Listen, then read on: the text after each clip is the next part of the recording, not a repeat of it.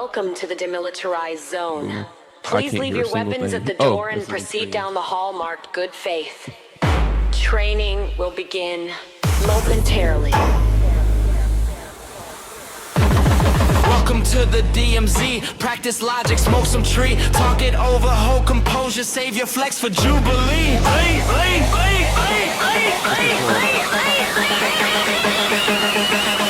Gather all debaters. Welcome all new takers. The show is about to begin. Should we support democracy or dictators? Asylum seekers or criminal invaders? Audience for the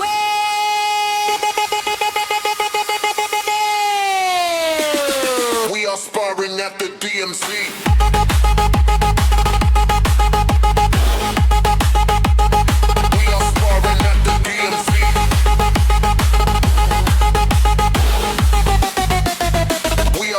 At the DMZ, honing skills increase degree, sharpening wit and rhetoric with a host of the Glow sticks and some big vapor rub, boy. Let's go.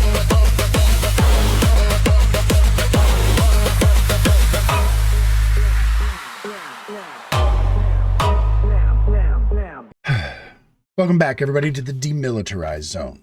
This is the one debate show where we foster good faith discussions and help you feel comfortable about engaging in hot button topics. We are not here for the gotchas and the dunks, so please check your weapons at the door. We are trying to help folks stop and listen to each other, even if that is just to see where we disagree. So sit back, cozy up, get your voting fingers ready, because here your votes actually matter. Our debates tonight, we have 3 of them scheduled for us. Those are going to be: the existence of the FCC is a violation of the First Amendment. That is going to be LonzoCanady up there in the top center, going against Searka in the bottom right. We are going to have the ordinary citizen does not have a right to govern himself, although I suppose that should be themself. We'll fix that later. Vigilante is in the top right corner up here defending the Aff. Game Boy is in the bottom left corner. Who the fuck is that? I don't even want to know. In the bottom left corner, defending... I'm Kanye West. You're Kanye West, of course you are. And last but not least, the responsibility to de-escalate should fall on law enforcement, not the citizen. The Aff here is Gorps in the top left, and the wrong answer is Hammer in the bottom center. I'm sorry, no bias here. In the bottom center, that is disagreeing with that prompt. So... without further ado, the way this is going to work is we are going to go back and forth. You guys all have debated here before, so you know the format. Now, we are back to the original 1v1 format, and I think it's going to keep going. So it's going to be a 3 minutes of open from the affirmative, followed by 3 minutes of cross-examination by the negative. Then the negative gets 3 minutes to open, followed by 3 minutes of directed cross-examination by the affirmative. After that, we're going to open it up for a 10-minute conversation. You guys can just kind of go at it and have a meaningful conversation in that time. After that, the judges, each of my judges, I didn't tell you about this. I'm sorry, by the way, Tyler. There's been a slight development since the last time you judged for me. So what I now do is each judge and myself, so 3 people, are going to each have 1 question for each debater at the end of their open conversation. So anything you thought got missed or anything that you felt would be relevant or beneficial to the conversation, that's going to be your opportunity to kind of ask a question. I'm going to advise the debaters, please do not try debating the judges. We're just answering a question that they ask, and do it to the best of your ability. Then they each get 3 minutes to close. After that, I'm going to put a link into the chat. Everybody's going to be able to see it. Everybody's going to be able to vote. It costs you absolutely nothing. The judges are going to render their judgment on a 10-point basis, which is to say they have 10 total points to distribute across the 2 debaters.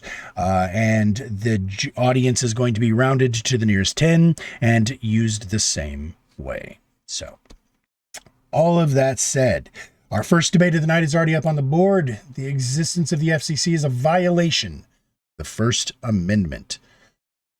Lonzo, you're going to be the opening. Got 3 minutes on the clock. Are you ready to go, sir? Yes. Sure. I guess. Yeah. All right. Okay. Let's Fantastic. see how this goes. All right. So, clock starts when you start, sir. Go ahead. Okay. The FCC was established in the 1930s as under the Communications Act, 1934. The purpose of the FCC was basically to prevent in a time where it was to prevent the, I guess, misuse or the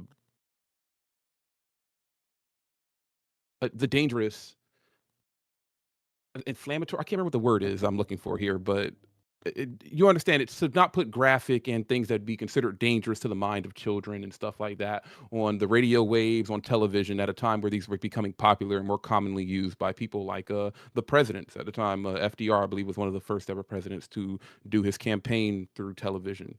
So due to this new unfounded this new form of technology that was being used at the time, they had to find a way to adapt to this and control it so that it wouldn't be, as I said, dangerous to children and to the public, as they called it. Their solution to this was to give the federal government a control and censorship over the media, which at the time may have been a very fast and rash decision due to such new technology coming to light so quickly. But in hindsight, is a clear violation of the First Amendment, because one of the most basic things of the First Amendment is that freedom of speech is a protected right. And that protected right is protected from the federal government. That's the purpose of the Constitution. The literal name of the FCC is the Federal Communications Commission, I think it's called, the Federal Communications Commission. It's in the name. It's a federal agency that's whose purpose is to censorship over people's speaking over things that people may share on television, things people may share over the radio waves. That's censorship. It's blocking freedom of speech. It's definitionally against the Constitution. The only reason that it ever passed through was because of the time that it was in and the lack of safety in the way that we do things when it's considered an immediate threat, especially in a time where there was a fear of foreign adversaries, infecting the minds of the public and stuff. And it's the same thing that basically happened with the what is it, the free radio or whatever in Europe against the Soviets.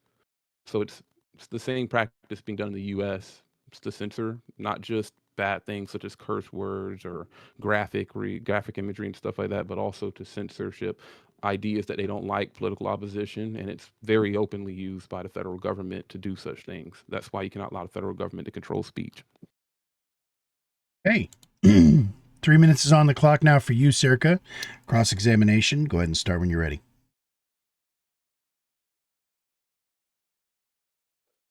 All right.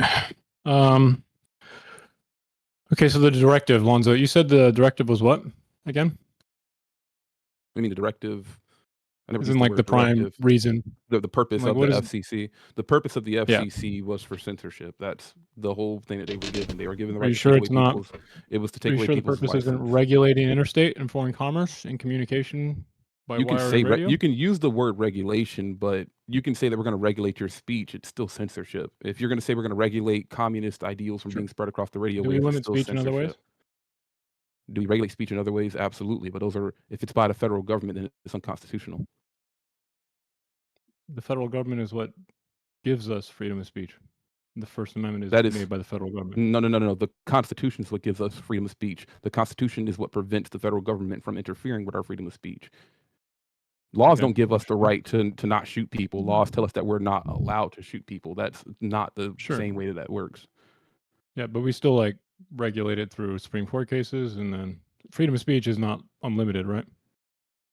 Freedom of speech, if in not defiance to the Constitution in the way that it's worded, would be unlimited. The Constitution says freedom of speech is unlimited? If it is, does the Constitution have any parameters around freedom of speech? Could you please read that to me? If you're saying the First Amendment, the Constitution. No, I asked you. Do you the think First Amendment. I asked, do you think the Constitution says freedom of speech is unlimited? The Constitution has ratifications that have changed certain things about the freedom of speech, but if it is purely speech that we're talking about, then yes. Purely speech, yes. Okay, that's it. Not actions. Not if you say, I hate black people, and you punch a black guy, that's hate speech. Not, I'm going to blow up this building, and then you start gathering gunpowder. That's not freedom of speech. That's speech with actions. What do you mean? Those are action. You can be investigated for something that you're saying by the CIA or the FBI, and if you're found to be possibly committing some form of crimes, then or attempting to commit some type of crime, you're going to be arrested. That's just it's not associated with speech at all. All right, Searka, 3 minutes is on the clock now for you to do your opening. Go ahead. I'm just gonna do a little bit of a framing check really fast, okay? So when the claim is the FCC violates the First Amendment, it usually blurs two different ideas. Regulation that manages a shared system versus regulation that judges a message. Those are not the same thing. And the debate turns on keeping them separate, maybe by action, like we just heard, or maybe by some magical principle. What's the FCC really? Start with the boring fact that makes the whole topic less dramatic. Radio spectrum is finite. If everyone transmits wherever they feel like, you don't get freedom. This is positive freedom, negative freedom, pretty basic stuff. You get interference instead. The loudest station wins and everyone else disappears into static. And at the end of the day, you can probably think to yourself, is there really freedom at that point? That's not a marketplace of ideas, it's a monopoly by wattage.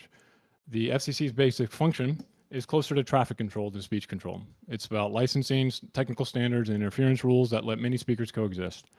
More voices, less chaos. That's the point.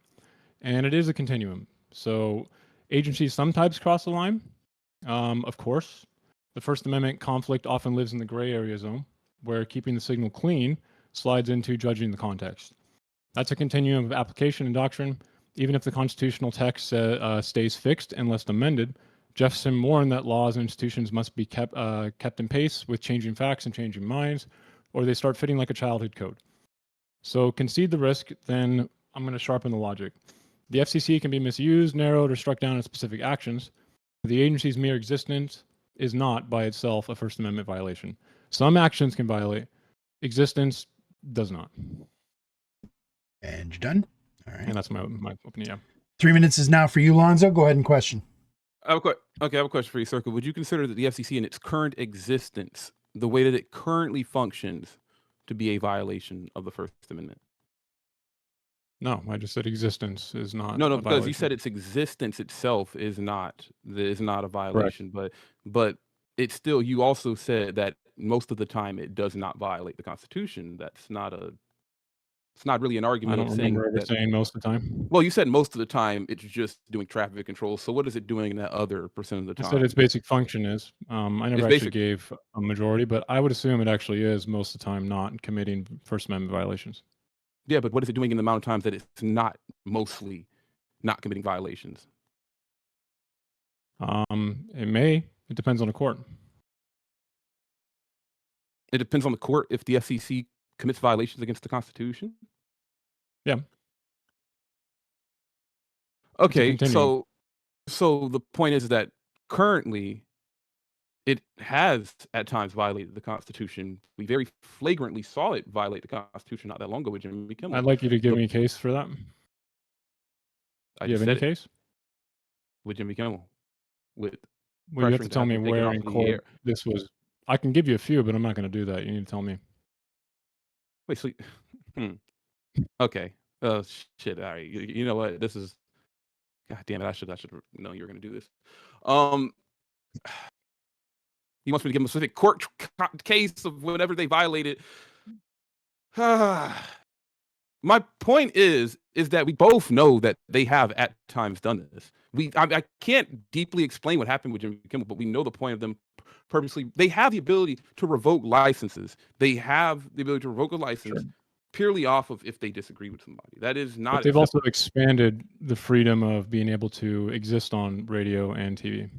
Yeah, but that does not counteract the point I'm making about them actually violating the First Amendment. This is not a question of if their good actions have outweighed the action that we're arguing about here.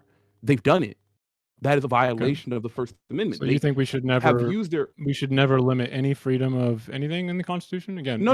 I absolutely no. Here's the thing: is what you're not understanding is that you said in its existence currently, it is not a violation. You think we should limit freedom of association? I am saying that it could exist as not a violation of the First Amendment. Absolutely, if it does not have the right to revoke licenses purely off of a person's speech.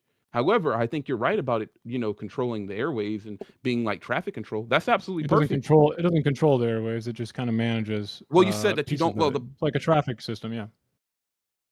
that's So whenever the as I'm FCC trying to revokes a say. license, That do is a you know valid what? use Do for you the. know Listen, how that is the a FCC valid. does that? That is a valid use for the FCC. Yes, I know how Do you they know they how the how they revoke FCC license. revokes a You're saying license? that the courts have to that they have to go through the courts, right? To revoke Lonzo, do you somebody's know license. how the FCC revokes a license? Like, what does it have to go through for that to happen? What process they have to go through to revoke a license? You just said they have to Yeah, go do you through have any Congress. idea? The Do you know Congress is the where, oversight for in some FCC, case, so this may have obviously they happened? have to. So, what do you mean by in some? Do you mean like a court or something? What are you trying to say? Well, usually What do you the mean? Do you FCC mean will like the revoke a building it's license done for in? What do someone. you mean the part of the Well, usually government? the FCC will revoke a license when they found that the person they're revoking the license for has done what? Violated the what's it called? Okay. The 1936 Communications Act. My whole point of this that I started off with is that the 1936 Communications Act is Is what? a violation Unconstitutional? of the First Amendment. Yes, that's what I'm saying. That's the How? whole. We're gonna end up talking in circles. It seems. I'm saying How? that because there's no reason that that the federal government should have any control over speech. That's what I'm saying. Except we do. You already agreed to that. Yeah, I agree that's a violation of the First Amendment. The federal government should not have It's control not, over though. speech. How is it It's not, not? though. How is it Again, not? I have this feeling that you thought that the founders, when they wrote the First Amendment, wrote in like some etched in, No, it's not about what I parable that feel was about the like, First Amendment. I read the First Amendment. It doesn't matter how they felt when they wrote it down. They could have felt like they didn't want people to talk at all when they wrote the First Amendment down. But I'm they going off of didn't, what the right? They words are didn't. on that That's piece not of how they wrote paper. it. I'm going off That's of what not the how they words wrote on it. the piece of paper says. The First Amendment does not permit the federal government to regulate our speech. Now, it the does. FCC can exist. The FCC can exist with the purpose purely of controlling traffic for the radio waves, so that Doesn't just there's not one voice controlling the airways, so that there's not one big corporation that can take over the airways for all. That's fair. Regulation in that sense is perfect. I am in favor of that. However, I do not think they should be able to regulate the speech of people on the airwaves. If somebody says something inflammatory, I do not think that there should be any federal government agency that is allowed to step in and then remove them from the airways. And this isn't even really about how I feel about it. This is really about the First Amendment and the fact that it does not permit the federal government to do that thing. This is purely about what powers we're giving to the federal government. And The FCC what are is a you federal. using to actually say this? What are you using? What case or what sort of I'm not. argument are we See, saying? here's the thing, Searka, and I'm not going to sit here and do And give me the evidence? That case would of this probably be a person shame, I know. versus. This isn't the thing about evidence. It's simply in the name. It's called the Federal Communications Commission. It's a Yes. federal. So it's a, let's say it is this: a, if it is the a, FCC only prevented interference, as in frequency Mhm. coordination, power limits, technical standards, would it still be unconstitutional? Yes or no? No. So your position And is, you're if gonna the say that it's government may not limiting manage somebody's speech? spectrum at all, it's unconstitutional? What do you mean spectrums? As in, like, if it doesn't Spectrums manage of the spectrum at all? As in, like, anything in between? anything in between? Anything in Can it between limit what space any you type take of up? speech? Can it limit any No. type of speech? No, None. it should not. No, it should not, Okay. unless the So again, speech you is think that the paired First with Amendment means we action. can't limit any kind of speech at all? No, that is no. I am saying that So that what kind of any speech form does it limit? speech that is matched with action, which is then again As also action? illegal due to the action itself, not because of the speech. The The action federal is government. illegal, therefore the speech that's associated with the action is now illegal via the First Amendment? Is that what you said? No, but the only connections that you can make between federal government and action and somebody's speech is the action itself. If somebody were to say that they're going to shoot up a gay club, that's not illegal technically. Or well, it would be in this situation, I guess. They could investigate you for it. But So the action's if we're not going purely necessary. off of the first, so if we're going So purely the off action's not of necessary. no. But I'm saying if we're going purely off of the First No, it Amendment, is. if you're going purely off of the First Amendment and what it says, Mhm. then no. The Look, man, federal if and you're not also going the to make federal a government. like a facial claim, then you concede that this is about specific FCC actions or rules that may be unconstitutional, right? Some of them are, though, like you mentioned earlier, right? Yeah, some of them are unconstitutional. But some of them aren't. Yes, like controlling the. So that means this is about where the line is drawn, right? Not that the FCC is inherently unconstitutional. The prompt doesn't say that the FCC is inherently unconstitutional. It says the existence of the FCC is unconstitutional. It says the existence of the FCC is unconstitutional. And I'm making the point that in the current state right now, it is unconstitutional. So you just agreed that some things it does is constitutional, some isn't. Isn't that kind of... That is... Your argument is not... You're not trying to make the point that the FCC is occasionally constitutional. You're trying to make the point that the FCC is... Well, no agency is going to be. I'm sorry, ma'am. That's just how it works. We have to like interpret reality, right? That is absurd then. So then your point is that the FCC isn't constitutional. Or that it's not completely constitutional. My point is not that it's not completely constitutional. It's just partially at times not constitutional. It's a continuum, because the founders knew that whatever they wrote down on the paper, that little sentence you read. Okay, what are the repercussions if the FCC... If the FCC lashes out towards anybody who is, that they did against Jim Kimmel, and they try to pressure somebody off the airwaves, they use their power in an unconstitutional way, is there repercussions for it used through the Constitution? Well, we already agreed that you think some things are constitutional, some things aren't, right? That would be unconstitutional. Okay, is there any form of repercussions that the FCC would pay for violating the Constitution? The agency itself? What are we going to find the agency itself? I mean, there needs to be repercussions, but this isn't really about whether or not the existence of it is unconstitutional now, is it? Well, the federal government can receive repercussions if they violate the Constitution. I don't think you answered my question, but it's fine. I'm making the point that you're saying that occasionally that it is unconstitutional, but most of the time it isn't. Yeah, but I never said most. The existence of the FCC itself kind of avoids even... Because as I mentioned in one of my former debates, the point of the Constitution is the repercussions to keep the government in line. That does not apply to the FCC because there are no actual repercussions for stepping outside of the Constitution. Think of a thought experiment. So if it's ever occasionally unconstitutional, then it's just completely unconstitutional. Let's think of a thought experiment. What if we could hypothetically get rid of everything unconstitutional it's done and only kept the constitutional stuff? Is it inherently unconstitutional now, the existence still? Yeah, the fact that it still has the power to do those things does make it unconstitutional. Yes, you are right. Okay, got it, yeah. What?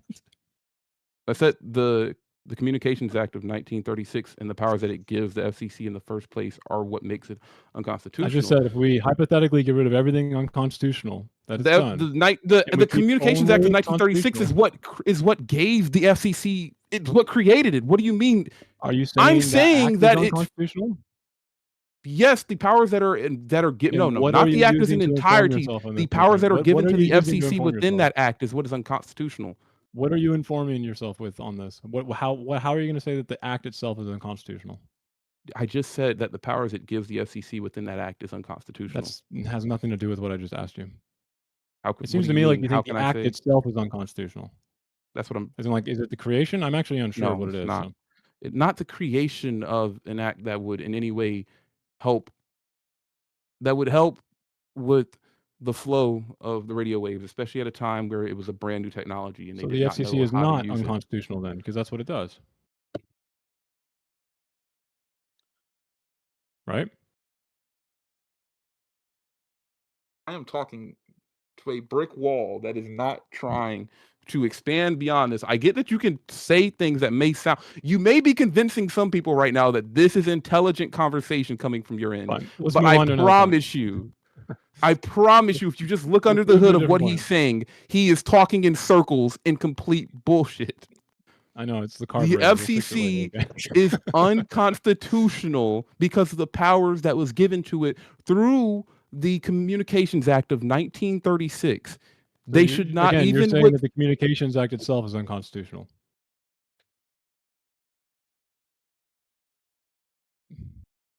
Doesn't it prescribe these unconstitutional powers? Are they magic powers?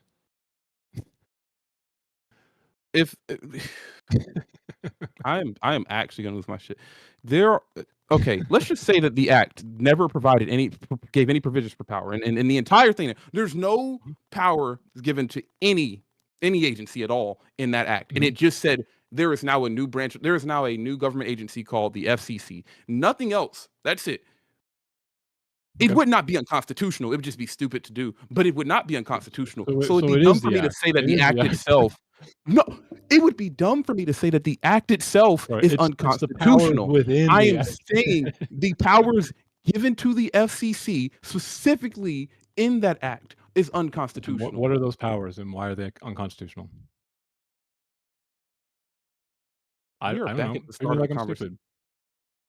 I have been. I have. No, you keep saying powers. I want you to tell me what they are. Fuck it. We're at the last 10 seconds. I'm gonna go drink another one of these because this is crazy. All right, that is time. So that was fun to watch, and chat was definitely having a field day with that. We're now going to go ahead and go to the question phase. The judges, I hope, have at least one question apiece. So pick your best question, because I have a strange suspicion there's going to be many. And I will actually go first as always, because as I mentioned before, this is one of the few perks of my job. So Lonzo, look at you first, sir. And I'm going to go ahead and put 3 minutes back on the clock for these questions. Actually, no, 1 minute per question sounds right. Okay. Good Lord. No, well, for all three questions. So, my question to you, and this is less a question, but I'm going to form it as a question as best I can. I assume that you have read the First Amendment. So with that said, I'm going to read out the first part of it, okay, because it's the relevant part.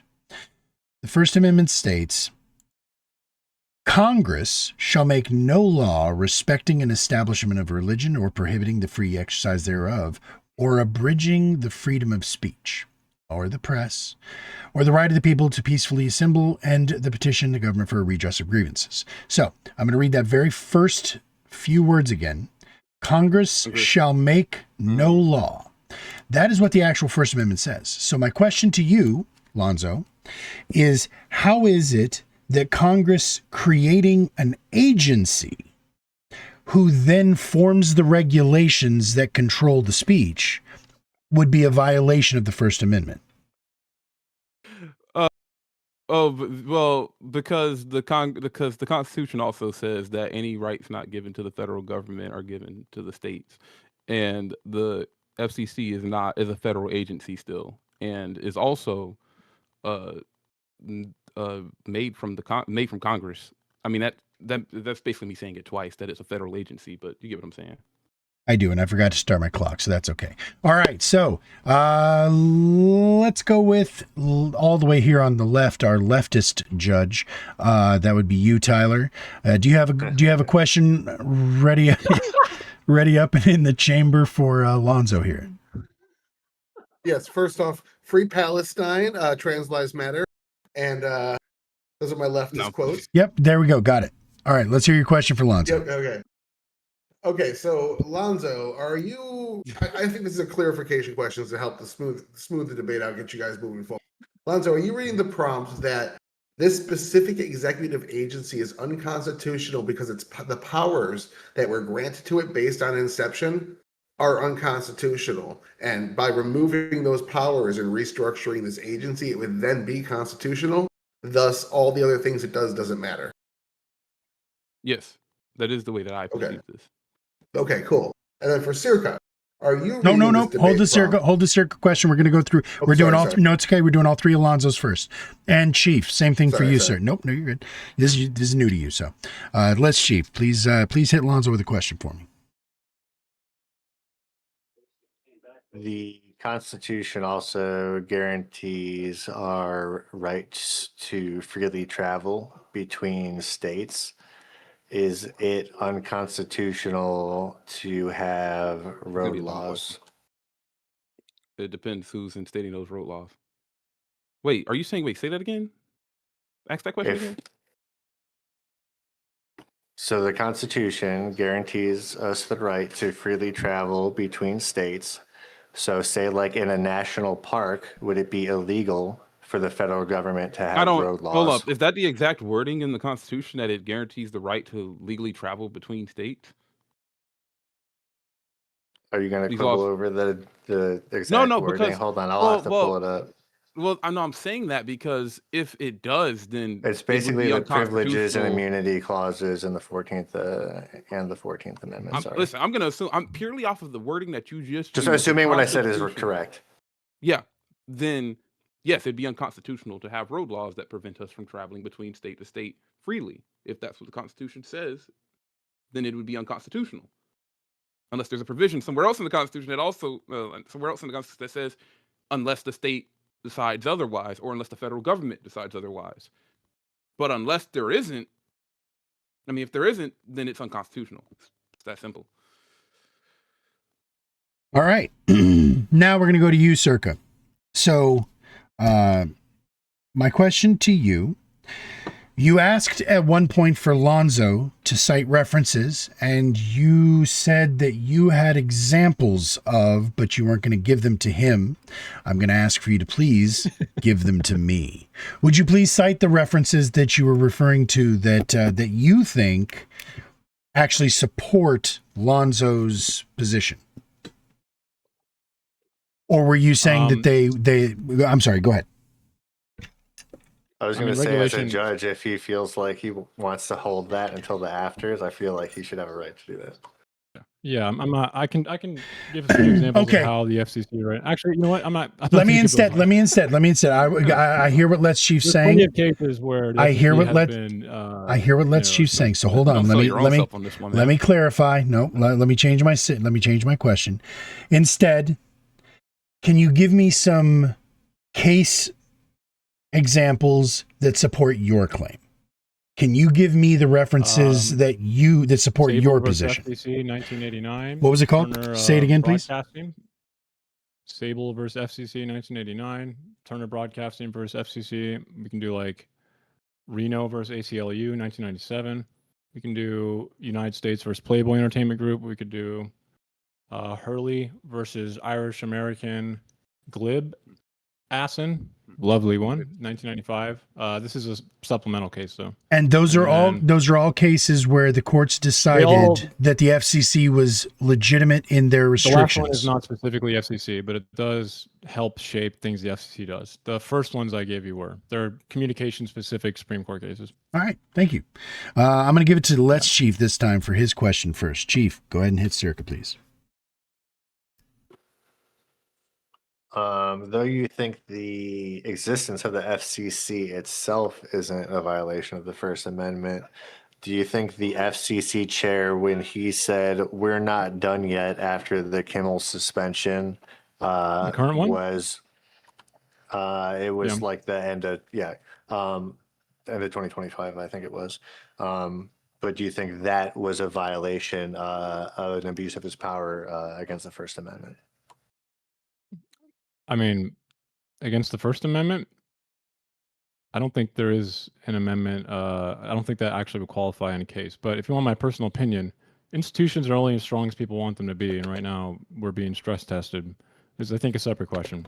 The current FCC chair is not interested in, trying to do things by the First Amendment, which is what the FCC is tasked to do. But I think this is a separate question, and I don't agree with it. All right. And you already had one in the chamber for Searka. Go ahead, Tyler. Yep. Again, just a clarification question. I want to see if I'm interpreting your entire argument correctly here. Searka, it seems as though you're more arguing from the position based more off the prompt in that you're saying that the existence of just an executive agency named the FCC is constitutional. Thus, by default, if he admits that, you win. And even if they have these powers, those powers could not be used or they could be taken away. And then you would technically be 100% correct. It seems as though that's the position you're arguing. I'm going to be honest. I think the label is unimportant. It could be, we probably don't even hypothetically need an FCC. It just kind of helps to have this agency be able to do these things. But yeah, kind of in a way, because if you think about how freedom of speech is regulated anyway, we kind of needed an agency to do that with more efficiency. So in a way, yeah, I mean, the existence of it in and of itself, if he can accept that, is kind of conceding the debate. Yeah. All right. Okay, cool. I just wanted to make sure. Yeah, I did forget to start the timer like every single time, but I feel like all of the answers were succinct. Nobody galloped, so we were good. So, all right. I've now got 3 minutes on the clock. Lonzo, use as much of this as you need to for the close. Chat, remember after these 2 closes, I'm going to put a link in the chat for you guys to click and vote for who you thought presented their case the best. Lonzo, whenever you're ready, the clock will start with you, bud. Okay, so basically he just said that the FCC is not a violation because you could name any federal agency. He just agreed with Tyler's idea that you could name any government agency, the FCC, and it could have these violations against the First Amendment, but its existence itself, because we're so technical that we mean that the existence itself, like just the idea of it being made by by Congress, is not a violation, which is so broad that I almost feel like a person just wants to say I'm wrong on this one, because there's no way that you could just be like its existence, because it could exist differently. It could exist differently, which means that it's not a violation. But he's also saying there are a lot of other government agencies that violate our First Amendment. The federal government regulates our speech all the time. So every agency is violating our First Amendment. What's different about this one doing it? That's an absurd thing to say when you're saying, does it violate the First Amendment? But okay. None of that works. None of that works. None of that makes sense. The idea that because it has the ability to be checked if it violates our First Amendment doesn't mean it's not doing it, which is different from my argument before about the Constitution being a useful piece of paper. The reason it's a useful piece of paper is because that whenever you do violate the Constitution, there are consequences for doing so. But the idea that when you violate the Constitution, because there are consequences for it, that it's not a violation of it's absurd. You're just basically saying that it's acceptable for them to violate the First Amendment because other people are doing it, because other federal agencies are doing it, and because it can possibly be forced to go back on that, such as its removal of Jimmy Kimmel from the air. I don't really see the argument there, that you're basically saying it does violate our First Amendment, but it's not. It doesn't have to. It could be a different organization. That doesn't make sense. Or it could be a different whatever the fuck you want to call it, agency. It doesn't make sense. Your argument just it doesn't make sense. If you want to be that literal about the word existence, I guess you could make that imaginary idea that somehow means that it's not, that it doesn't, in a different way it wouldn't violate our First Amendment if it just wasn't the institution that it currently is. But to say that the powers that were given in its inception in the first place or not what makes it a violation is crazy, and I don't even fucking know why I'm debating that idea. So yeah, that's my time. All right. 3 minutes is on the clock for you now, Searka. Starts with you. Closing, right? Yes, sir. Okay. I think this comes down to a really simple question. Are we judging an agency by its nature or by its worst moments? So the airwaves aren't an endless field. They're a narrow bridge. If everyone rushes at it at once, the loudest transmitter wins and everyone else gets pushed into the ditch. That's not really free speech. That's a power contest dressed up as liberty to be free speech. So the FCC's core job is coordination and like traffic control, like I mentioned earlier. Licensing, interference control, technical standards. It's closer to traffic lights than thought police. And yes, I'll say the quiet part out loud because it matters. The line can blur. The First Amendment fights happen on a continuum, again, where managing the signal can slide into judging the message. When that happens, it should be challenged, narrowed, reversed, and that's what courts are for. And this is where Jefferson's warning still lands. Institutions have to fit the times, or they start pinching like an old coat. And the case I cited earlier, Sable versus FCC in 1989, this specific case was about making sure that indecency over telephone was punished more. So the consequences that Lonzo here was just talking about, I think he's unaware of the fact that the FCC is the way we actually give those consequences in some ironic twist. But none of that proves the agency is unconstitutional by definition. It proves something more ordinary and more true. Power needs guardrails. And again, some actions can violate. Existence does not. That's my closing. All right. There we go. So that's the first one in the books, kids. Enjoyed that. Lonzo, are you live yet? Because I don't think that you ever joined the stream together. So in case you forgot to do that, you should have an invite in your whispers. The reason I ask is because I'm about to give everybody the code, the link, to be able to vote. So, yeah, if you're talking to us, Lonzo, that's why I assumed you're actually streaming, Lonzo. If you're talking to us, you're muted. Everybody click that link right there. That's going to give you the ability to vote on who you thought was the best debater tonight. Lonzo, can you hear me? Lonzo? Yes, I There you just joined the thing there. I think You I did? pressed it right. Let me I'm make in it now, sure. yeah. It looks like, yes, sir, you are. I'm going to set that link one more time. Boom, so that way your chat can see it as well. Everybody go ahead and click that. Like I said, this is, it's free to vote. Takes nothing but a few moments of your time. And it really will matter because you never know when the judges are going to agree or disagree. You guys are the third vote, so you're the tiebreaker. So sometimes it matters and sometimes it doesn't. But I'm going to go ahead and once again, we'll start from the leftist. Tyler, are you ready to render judgment? 10 points to offer. You already know. Okay.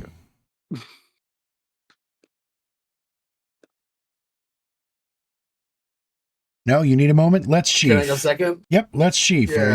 Are you ready, sir?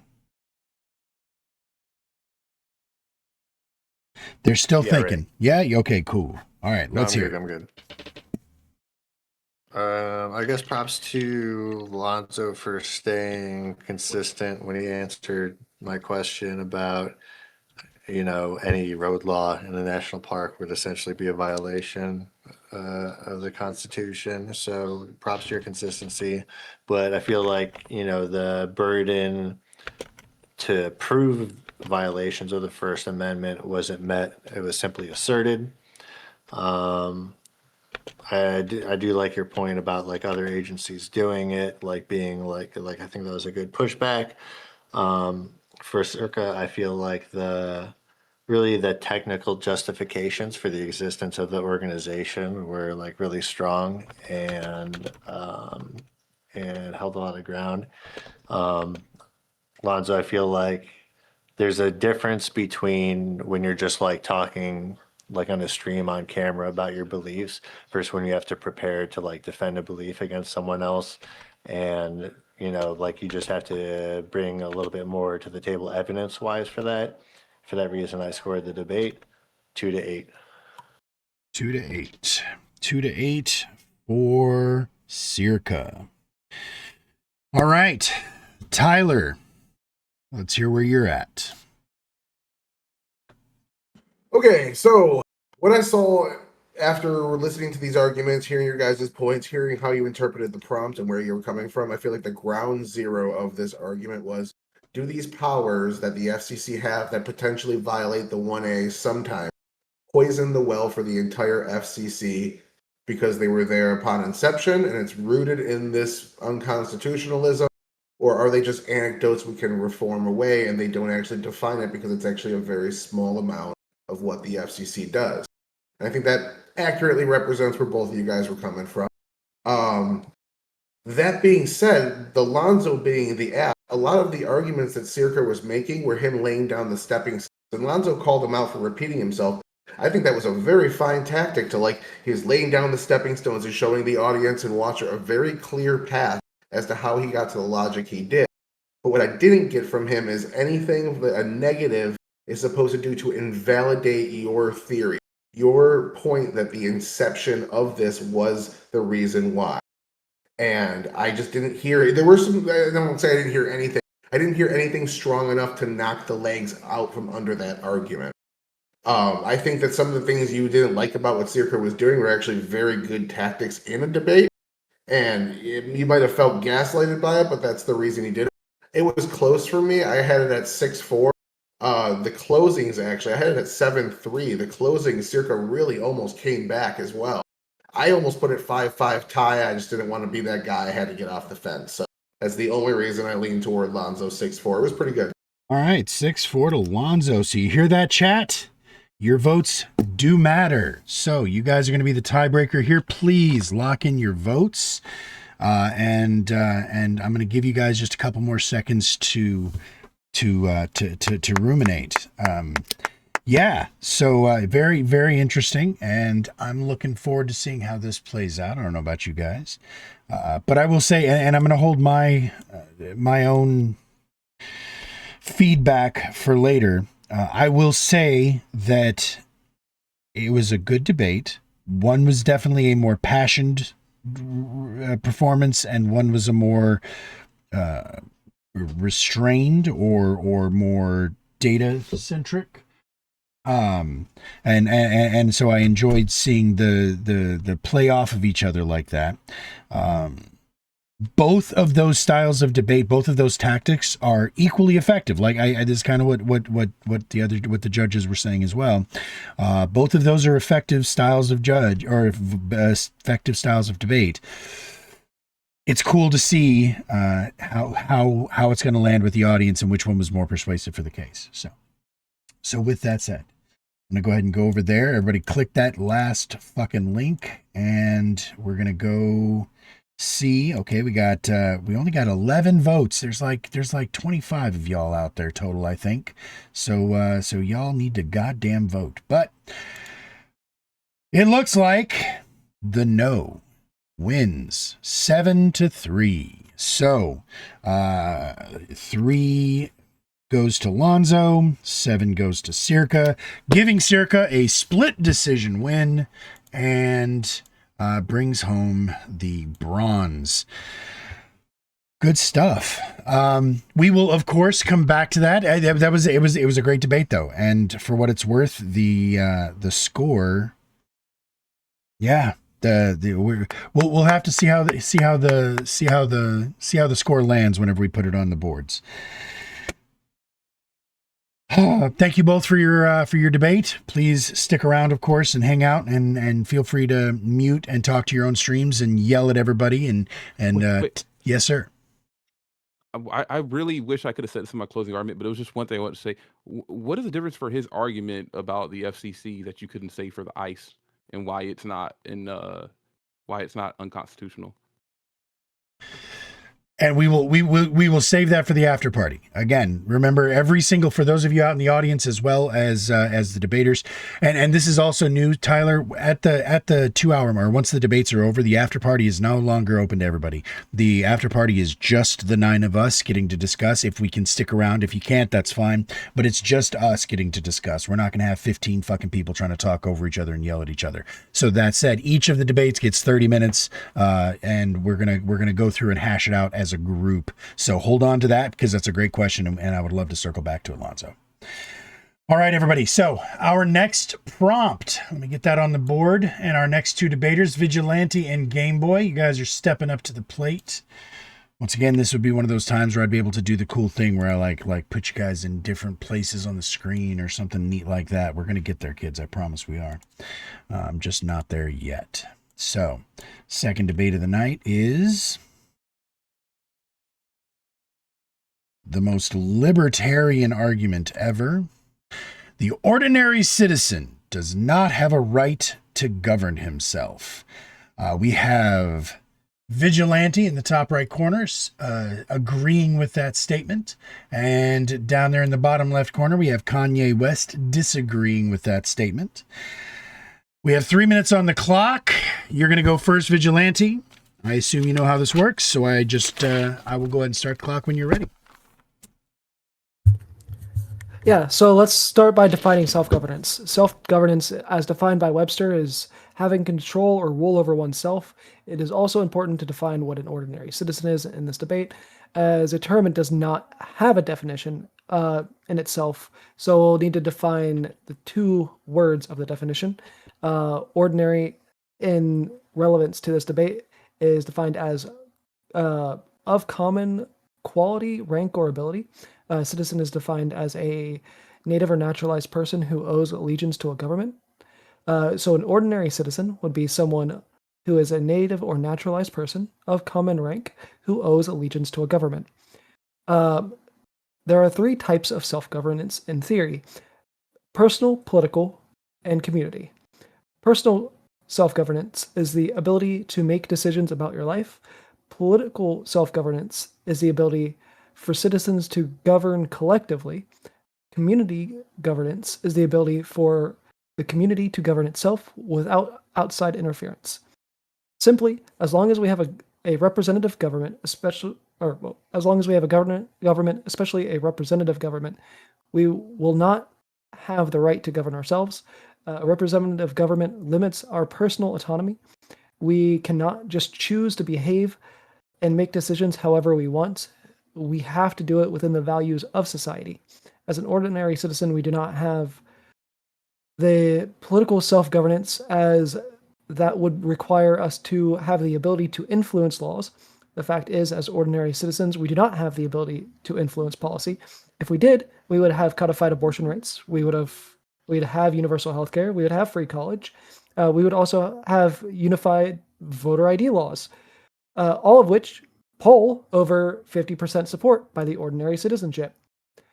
Lastly, we do not have community self-governance, as local communities are beholden to the rule and governance of the state that they are in and the federal government. That's my talk. All right. 3 minutes is on the clock, Game Boy, for you to cross-examine. Question Vigilante as you see fit, sir.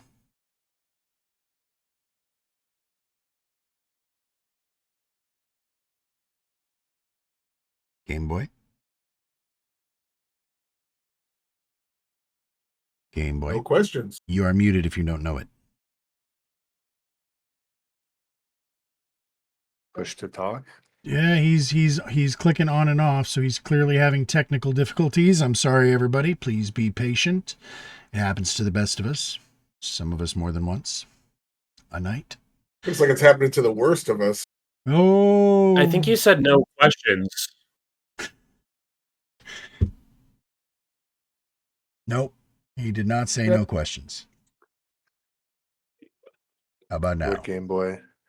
If you had one shot or opportunity, seize everything you ever wanted in one moment. Mom spaghetti. He threw up on his sweater. Can you talk now, Wait. Game Boy? Yeah, can you hear me? We can. Huzzah. 3 minutes is on the clock for cross-examination, sir. Start it when you're ready. I wasn't really listening, so do you like PB&Js?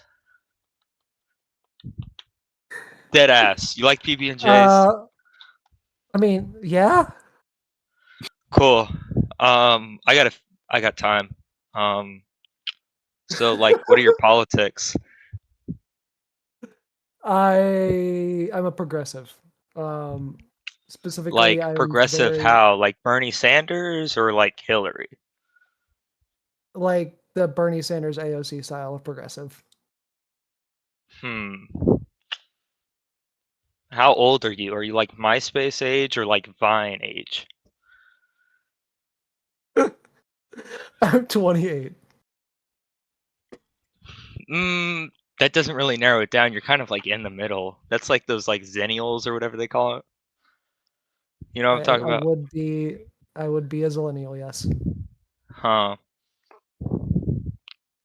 I'm really trying to draw out time. Can I just cut this? Radish, can we skip to my opening? Yeah, if you have no questions, that's perfectly fine. All right. So I will stop the time right. there. 3 minutes is on the clock, Game Boy. Whenever you're ready, sir, go ahead.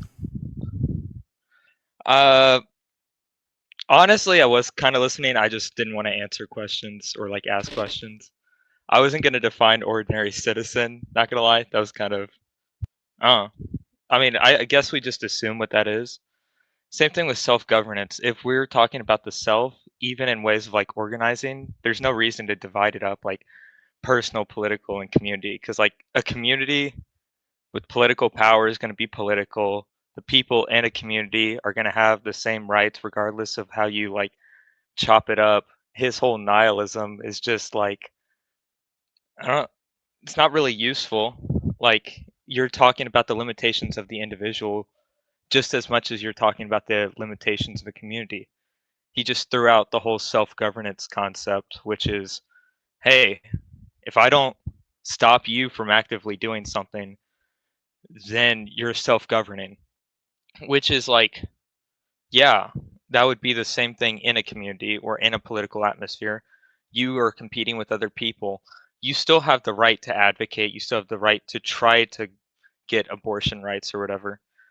Um, it's still the self, just limited in your way of governing yourself and in how you implement that in a community. I mean, he didn't even like try to argue against the right of self-governance by just saying, okay, well, it's not applicable here, here, and here.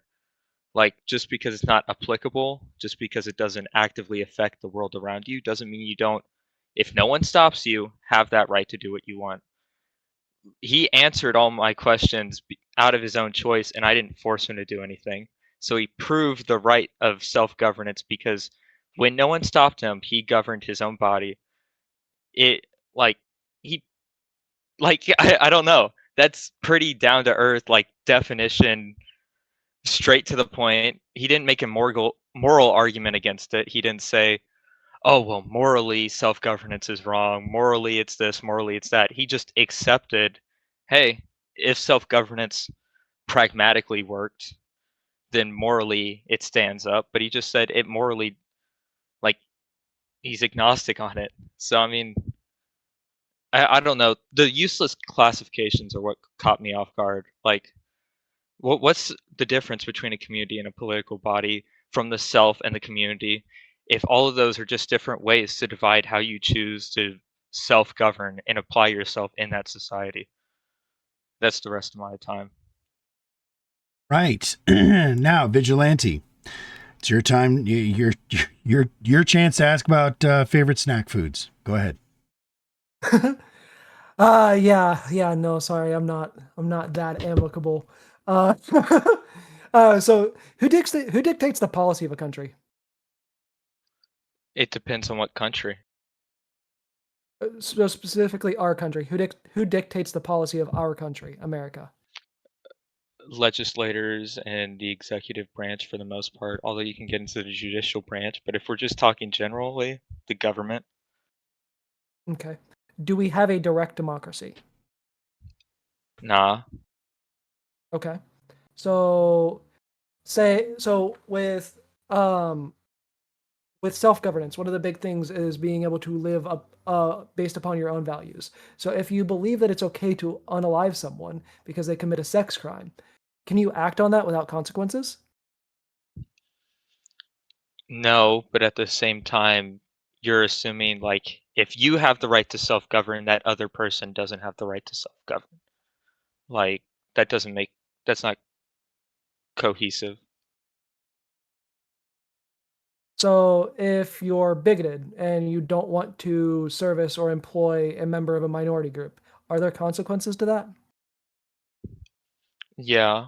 I mean, there's an argument about whether there should be, I guess, but I mean, you can just build off the concept of self-governance and then like change the system, I guess.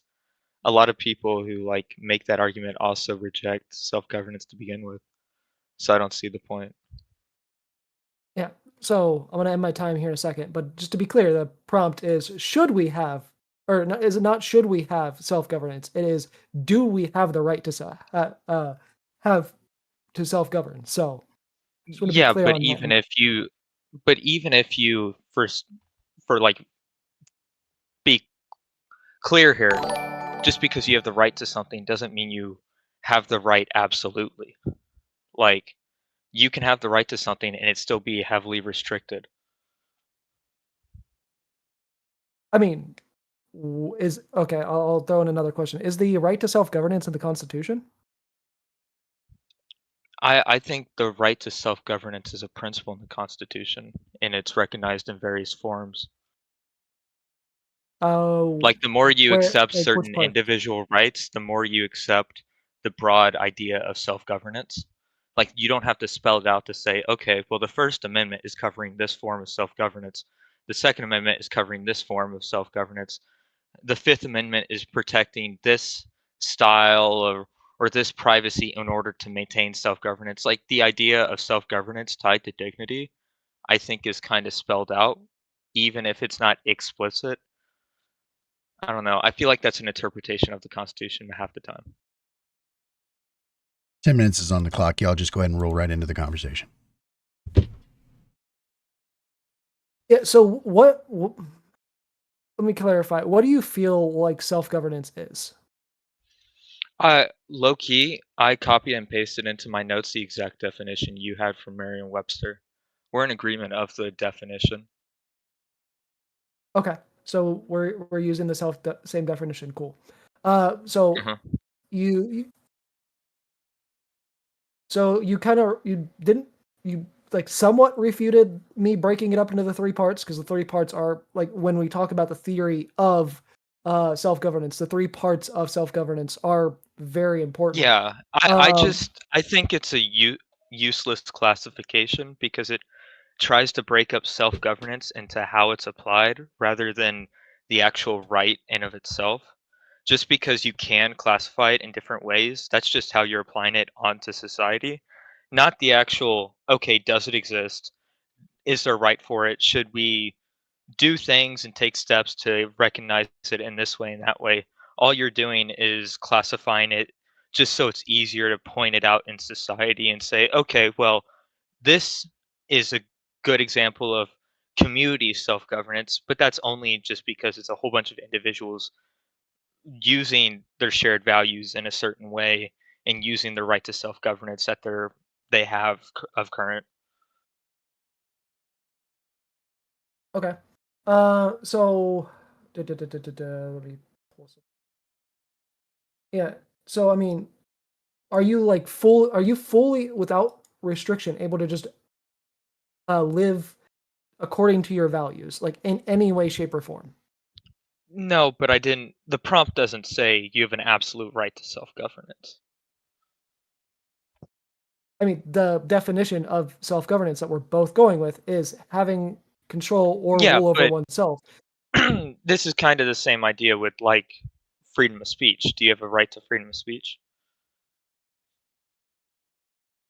It is granted to us limitedly via the rules outlined in the Okay, Constitution. then I think that we have a limited right to self-governance, but yet again, we still have the right to self-governance the same way.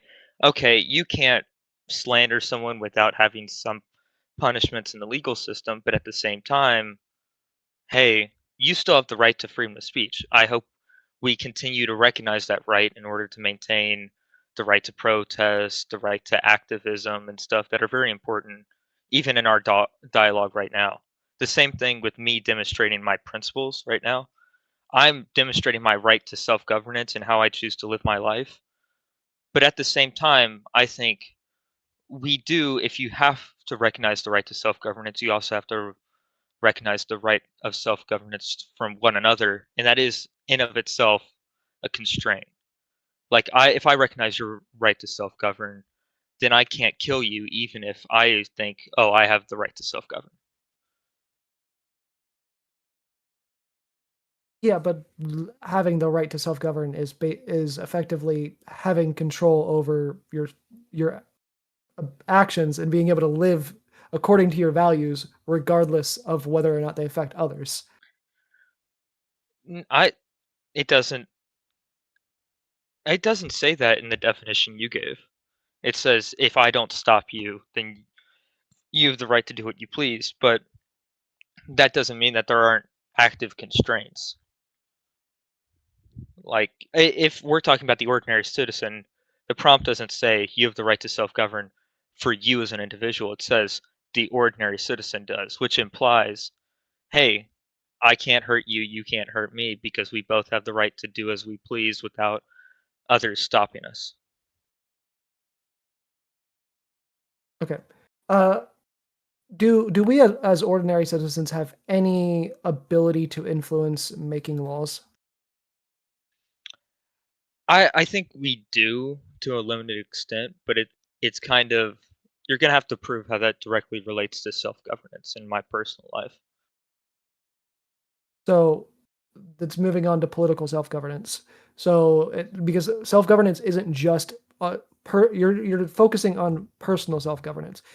Self-governance isn't just the ability to make your own decisions. I think all forms of self-governance stem from personal self-governance. If you can prove that exists, you can prove self-governance extending to all forms of human life in a society. Well, one of the big parts of political self-governance is the ability to make and influence laws. Obviously, we don't have a direct democracy here in America, and our politicians clearly don't listen to us when we have very clear uh, things that the people want unanimously, whether those are left-wing opinions or right-wing opinions. So, how do we have political self-governance in any way, shape, or form? Because we have no influence over the rules.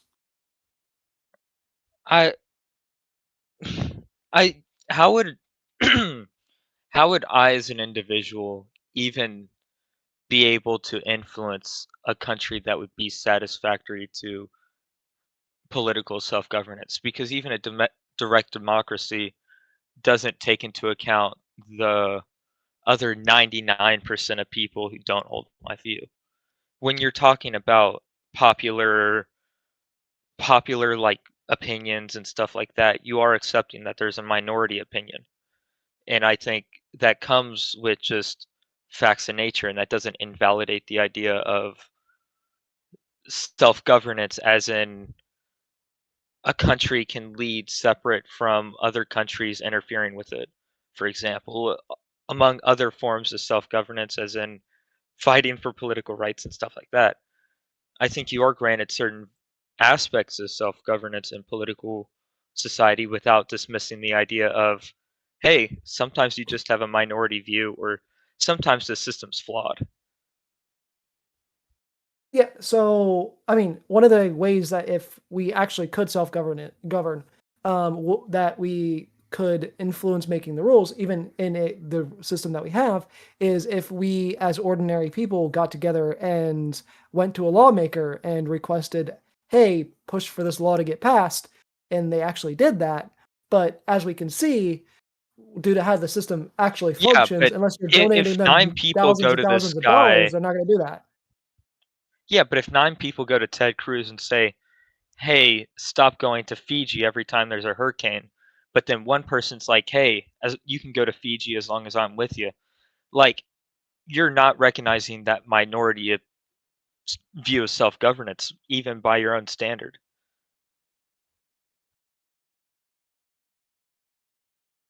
I mean, when we're the only way that you'd ever have true self-governance is in an anarchist system. That's one of the reasons why I don't believe that we have self-governance, is Yeah, because but you're unless still on we the were to be fact in of an anarchy. absolute self-governance. I don't think the prompt inherently implies that, especially when you're talking about self-governance for the people in general rather than the individual. I mean, you can't even have that view of self-governance unless you're like an egoist who like only thinks alone, no one else has self-governance, therefore I alone can do whatever I want, and everyone else doesn't have the right to anything. Da da da da da da. If you're talking about ordinary citizens, you're still implying, hey, there's a citizenship, and we all have equal rule of law rights that we need to recognize, and the political system must work around us as a majority, not as us as individuals, but us as a community. Like, this again goes back to your like classifications and everything like that. That's just showing how self-governance applies to a society. It doesn't show that there's actually a different form of self-governance from personal, community, and political. It's just, how do we apply our rights in these different and unique ways? I mean, yeah, the whole point of my opening statement was to show what self-governance is, what are the three main aspects of self-governance, and to briefly Yeah, explain but I'm saying that why you're we don't have a misconstruing it. self-governance. I think you're misconstruing it because it's easier to defend the flaw of self-governance by saying, hey, the system would allow us to implement all our beliefs and ideas, even though that's impossible. Because if you if I have my beliefs go through, you used as an example of, hey, if self-governance was real, these policies would be implemented. I disagreed with some of those. If I disagreed with some of them, then are you negating my right as an ordinary citizen to self-govern in favor of your own right? Like, it's just an unfair way to classify as self-governance. We've got 5 seconds. I was about to say, I'll let you answer that if you want. You can roll over. Saying. Yeah. I get what you're saying, but I mean, at the same time, it's like I said, the only way we would ever truly have self-governance is in an anarchist system for that exact reason, because there will always be rules set in place by a government. All right, so that's time. Great back and forth, gentlemen. Thank you very much. Enjoyed to hear that. So I do have my questions for each of you. Again, I get to go first because I can. Vigilante, you first, sir, and I'm actually going to try to remember to click the fucking timer, even though I don't think it's going to be an issue. Vigilante, in your opening, or no, I suppose it was actually in your cross-examination, you made an implication that, or you were asking Game Boy if the right to self-governance was in the Constitution. So my question to you, do you believe that all inherent rights are codified or protected by the Constitution? No.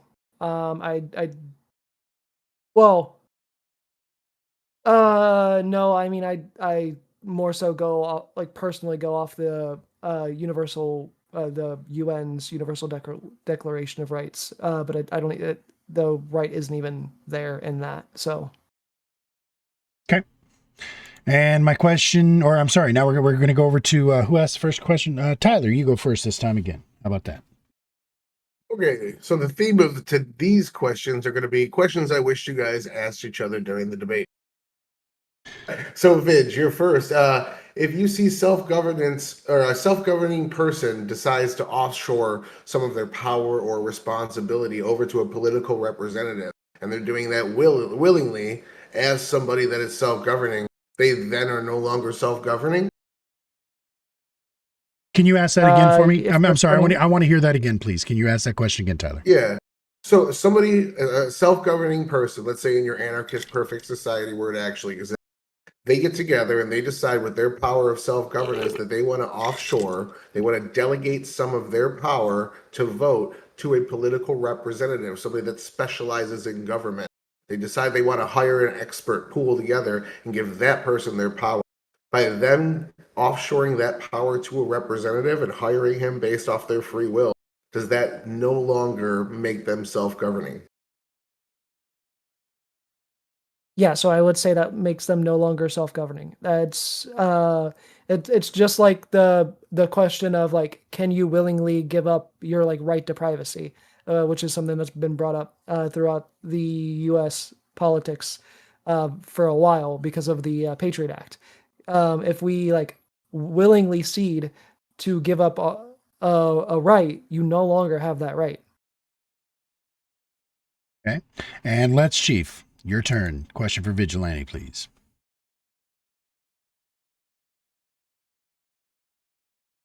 I think I just need more of a clarifying question about a point you made earlier. Can you just go back into how you were saying that we have like no real influence over the rules in the the U.S. government and tie that back to your point for me? Oh, okay. So, as I defined so it specifically ties into political self-governance, which is the ability for citizens to govern collectively. And in that specific level of political self-governance, it specifically is when citizens collectively rule themselves rather than being ruled by another power. So, like if with us not really having influence over like the politicians actually putting stuff into law, that effectively means that we don't have the right to self-governance because we have no influence over what rules are actually put in place in the system because, well, our politicians don't listen to us. And they have no incentive to actually listen to us. All right, good stuff. Game Boy, your turn. So, during the debate, you made a reference, and I'm pretty sure I understood this, so I want to clarify it. You implied that self-governance was a moral position. Can you please explain why it is that you believe that self-governance is the more moral position? I didn't say that. I was more implying that he wasn't making a moral argument against it, so that I would just have. He's making a pragmatic argument, or like just the fact of like, hey, if it pragmatically can't work, it doesn't exist. If we can't point to it working in society, then it doesn't exist. Rather than hey, look at the moral contradictions of self-governance. It's just, hey, look, I can't find self-governance anywhere. And I mean, by saying that, he's demonstrating a form of self-governance, which is kind of contradictory. Gotcha. That makes sense. I'm going to go to you this time, LetsChief. LetsChief, if you will be so kind, sir. Of course. What's up, Game Boy? So an internet famous um form of like self-governing citizen would be the ever so famous sovereign citizen. Game Boy, if I declare myself a sovereign citizen, would I have the right to self-govern the way I please, which is to reject the jurisdiction of courts, law enforcement agencies, and other established government agencies? No, I think I was trying in the debate to make it clear that I don't believe in an absolute self-governing position, nor do I think the prompt implies it. And I think, especially if you're looking at the prompt, it's saying like, oh, it's an ordinary citizen, which implies that you're part of like a government and all of this. So with a view of sovereign citizens, they're directly denying the law and saying, "Hey, we're beyond the law. The law doesn't apply to us because this, and this."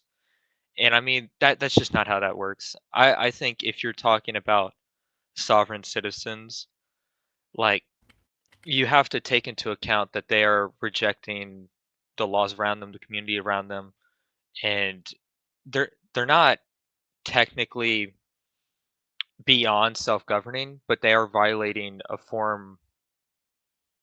I They're violating the laws around them, which may suspend their right to self-govern and lead them to prison and jail and the such. Right. And Tyler, Mr. Average Debate Enjoyer, your turn. All right, going sticking with the theme of shit I wish you guys asked each other. I kind of want to figure out, game, what is the limiting factor of self-governance for you? By your definition, it seems like you're saying that self-governance, absent of nobody stopping you, is the ability to make choices, meaning if the government allows you to make certain choices, like what kind of jelly you want on your peanut butter and jelly, that's self-governance. And by this definition, you're giving no limiting factors. Essentially, every single form of government, no matter how authoritarian, would have been self-governing under your current definition. I want to give you a chance to clarify that. Can you restate the last part? No government Yeah, is self. Yeah. every single government, based on how vague and broad your definition is, even the most authoritarian dictatorships would have still been self-governing society because they left their people with some choices. So I I I want you to think kind that's of give me more, either more caveats or things like that to better hollow out what your definition is. no, I think that it is fair to say, okay, all societies to some degree have a form of self-governance. I think we can just look at the morality of that government and say, okay, well, hey, it's wrong to kill people, it's wrong to do this, it's wrong to do that. And we can look at the morality of a government and say, like he was saying earlier, like, okay, the government doesn't allow us to do these certain things and be this active into politics, the system's corrupt. And I agree those are problems. And I think those are limiting factors on self governance beyond what I would like to see. And I think we should change the system, but we still have an inherent right to certain things. I mean, if you look at North Korea or something like that, we can see, hey, they don't have a lot of rights there. And there's a whole bunch of problems there. And we need to step in and stop those problems. But they still have the right to do certain things like work and feed their families, which I mean doesn't sound like a lot, but it is a form of self-governance. It's just a broad term. All right, cool. Once again, great questions, great answers. Looking forward to seeing how this one lands. Both of you guys have 3 minutes on the clock now to go ahead and put a cherry on top for us. Vigilante, that's you first. Clock will start whenever you're ready. This is your closing time, so bring it home. Yeah, so I just wanted to reiterate the prompt, which was that the ordinary citizen does not have the right to self-govern. There's a reason I clearly outlined what self-governance is, so that way we can understand what self-governance is in theory. Obviously, we have some degree of self-governance, but we cannot self-govern. We cannot make all of our personal choices for ourselves. The government limits what we can do as far as making our choices after our own values. We cannot be a bigot if you are against the LGBTQ, like the one Baker case that the right loves to bring up. You cannot just reject people from being part of getting service inside of your company because you don't like the fact that they're gay. If somebody commits a sex crime, you can't just go off and unalive them because what they did was wrong. You're going to get punished for that. That limits your ability to have self-governance. Therefore, you don't truly have self-governance because you cannot make decisions for yourself. With political self-governance, the whole point of political self-governance is to be able to influence laws and actually make the policies that govern society. We do not have that ability because we defer that ability to representatives. And then we also have no influence over the decisions those representatives make because the way that the system is set up, they have no incentive to actually listen to us. And then as far as community self-governance goes, again, because the community is beholden to the rules and governance of the state and the federal governments, the community does not have self-governance either because it cannot just make whatever rules that it wants. It cannot just... it can't make murder legal. It can't make vigilantism legal. It's still beholden to the rules that the federal and state governments set up for it, just like everybody is. All right. Game Boy, 3 minutes on the clock for your close, sir. Start the clock when you do.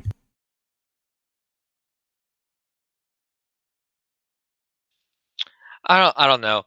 I feel like the closing arguments from him are just a repeat of the opening arguments, which kind of fun. I don't know. Like, I would like to say, hey, let's break it down. Let's go point by point and look at,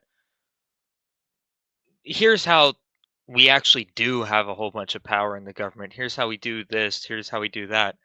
But there's no reason to go down that rabbit hole if at the end of where did he go? At the end of the day, that's not important. He's mainly attacking the application of the right to self-govern, regardless of whether it exists or not. He's saying, okay, well, we have a whole bunch of limiting factors on the right to self-govern. It doesn't exist because you can't do this, can't do that. But he's mainly focusing on the political aspects rather than the personal aspects, which is where this all stems from. When he's talking about the political, he is saying, well, if I talk to my governor, if I talk to our president, then it can't do, and he's not going to do anything, well, then my right to self-govern is violated. Well, he's still talking from a first person perspective on how he's directly relating to the political bodies. It's very much if I don't get what I want, it's not really working. And he's coming at it from, okay, well, the governing people want this in a vast majority, in a vast swathe. We want this, we want that, we want this, and we're not getting it. But like, that's not how it's going to work. You're still, if that all goes to plan, if the vast majority of people want these things and they get it, well, then think about the right of self-governance of that 5% who don't want that. It's still, it's ignoring like just natural constraints that are always going to exist, and making this very weird and broad generalized view of self-governance that I don't think we're willing to all agree to or have used universally in the past. Nor will I say have we all said, okay, well, I have the right to self-government, I have the right to freedom of speech, I have the right to bear arms, I have the right to this, I have the right to that. We've never talked about it as absolutes half the time. I mean, Gorp has said it in the past. Hey, if I yell fire in a theater, is my First Amendment right violated? Like, no, that's stupid. I was about to say a different word. So I don't know. I'm just a baby, though. Don't take my word too hard. It's time. All right.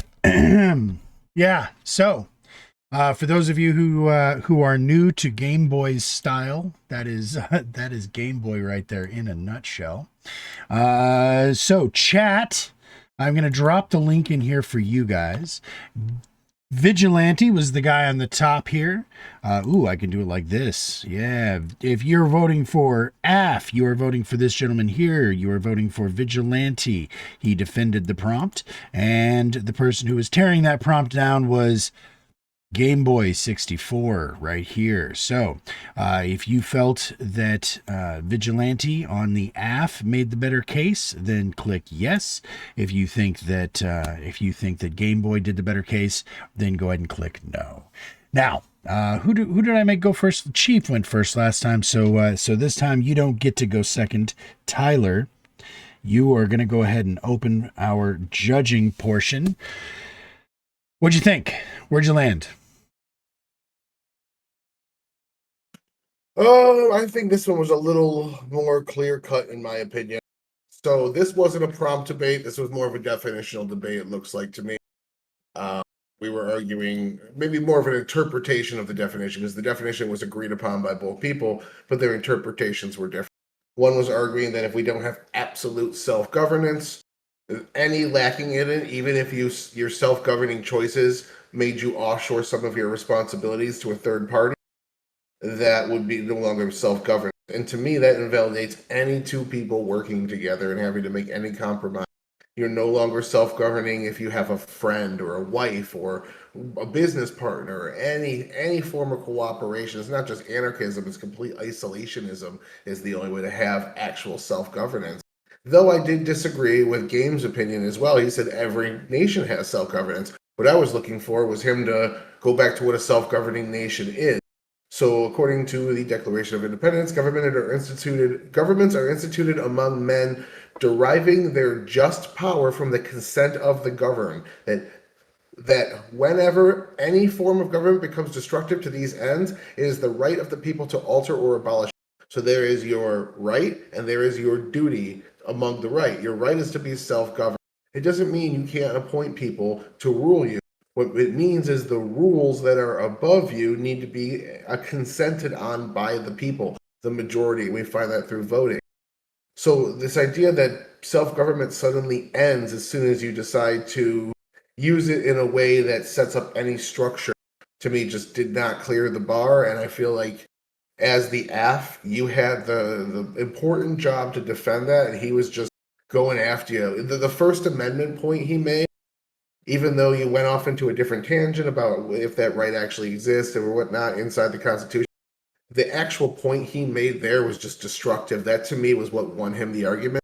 And I didn't hear a good enough refutation of his First Amendment point for me to say the Aff kept his legs underneath him.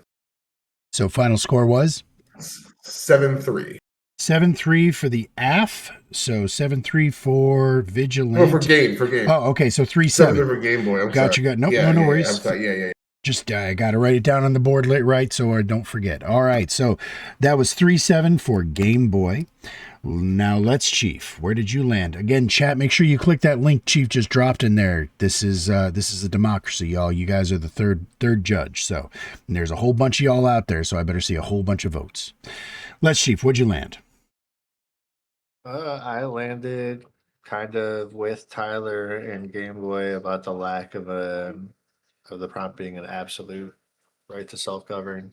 Feel like Gameboy made good points about, even though some of our rights are limited, that doesn't mean those rights don't exist. I feel like dividing self-government into the three sections actually only ended up like hurting you in the end, in that it showed like more opportunity for where it does like exist. That's just me, and I voted the same way, 3-7. 3-7 tie, or that's both judges agreed on that. So that said, that means that the audience vote is just for show. We're just, because we do keep score here, your votes do still matter, so please lock it in, and let's see what you guys think. If they vote 9-1, can't they tie it up? Nope. It's 3-point scale. The points are just for the rankings. The actual distribution. Okay. Yeah. So a 6-4 is the same as a 8-2 for purposes of votes. However, because there's only three votes, that's 2 judges in the audience. So, but like I said, for ranking purposes, how definitively a person was beaten matters in the grand scheme of the ranking. And that's actually one of the reasons why, despite what logic would dictate, Grufus has only won one debate, but he actually is in pretty high ranking because he scores, like his debates are usually really close. So are we talking about the same Grufus? We are indeed, Game Boy. We are indeed. So it's an interesting fly in the ointment, but we'll discuss that some other time. So I've given everybody a little bit of time here. I'm going to go ahead and head on over to the votes. If you guys are still clicking, I am locking it in about 3, 2, 1, and now. All right, what the fuck? People, vote. You need to vote. Jesus Christ, it takes nothing. Just click the fucking thing. All right, so we only got 10 votes here, people. We only got 10 votes out of all of y'all. But that's where we're locked in, and it is 6-4 for the Aff. So it looks like the audience was on your side here, Vigilante. You got the lion's share of the audience. So even though it was a loss, at least it was a split decision. So, all right. Well, you did do some weird shit there, Game Boy. We'll discuss that a little bit later. But you definity made some. Because I used dirty tricks doesn't mean you made some bold choices. Is all I'm saying. I'm not saying you didn't win or you did. Yeah, I'm just saying that depending on the audience, some people might have taken what you did there as strange or out of pocket. So that's probably my guess is why. The debaters who were watching were like, "Oh, I see what the fuck he did." But the audience may have been a little confused by it. So, again, has nothing to do with its efficacy. Great job, gentlemen. I appreciate both of y'all. Again, as always, please stick around. We will discuss this at great length in the after party because I definitely heard some shit that I had not considered before. So I'm excited to pull that apart with y'all. But right now, we're going to go ahead and move straight on into our third debate. Let me go ahead and get that queued up. This is our final debate of the night.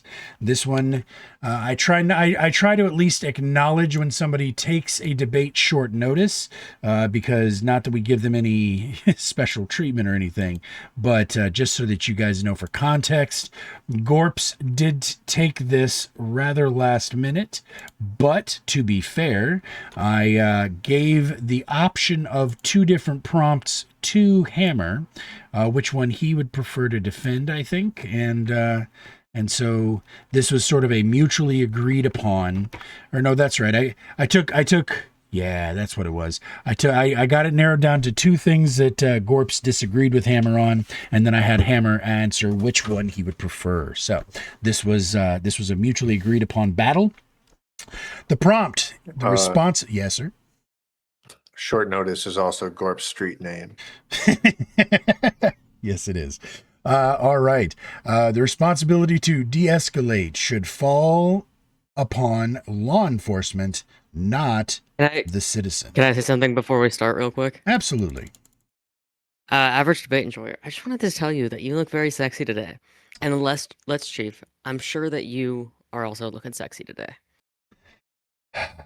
Hammer, would you like to tongue bathe the judges at all as well, just to keep this fair, or are you happy with just letting your debate skills be the judge? The judges can get fucked.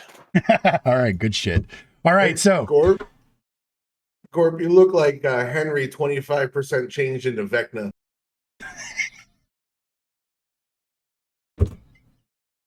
Wow. Okay, so 3 minutes is on the clock. Gorps, you got him with that one. Well done, Tyler. All right, Gorps, 3 minutes is on the clock. The prompt: the responsibility to de-escalate should fall on law enforcement, not the citizen. Go ahead and start the clock whenever you start talk.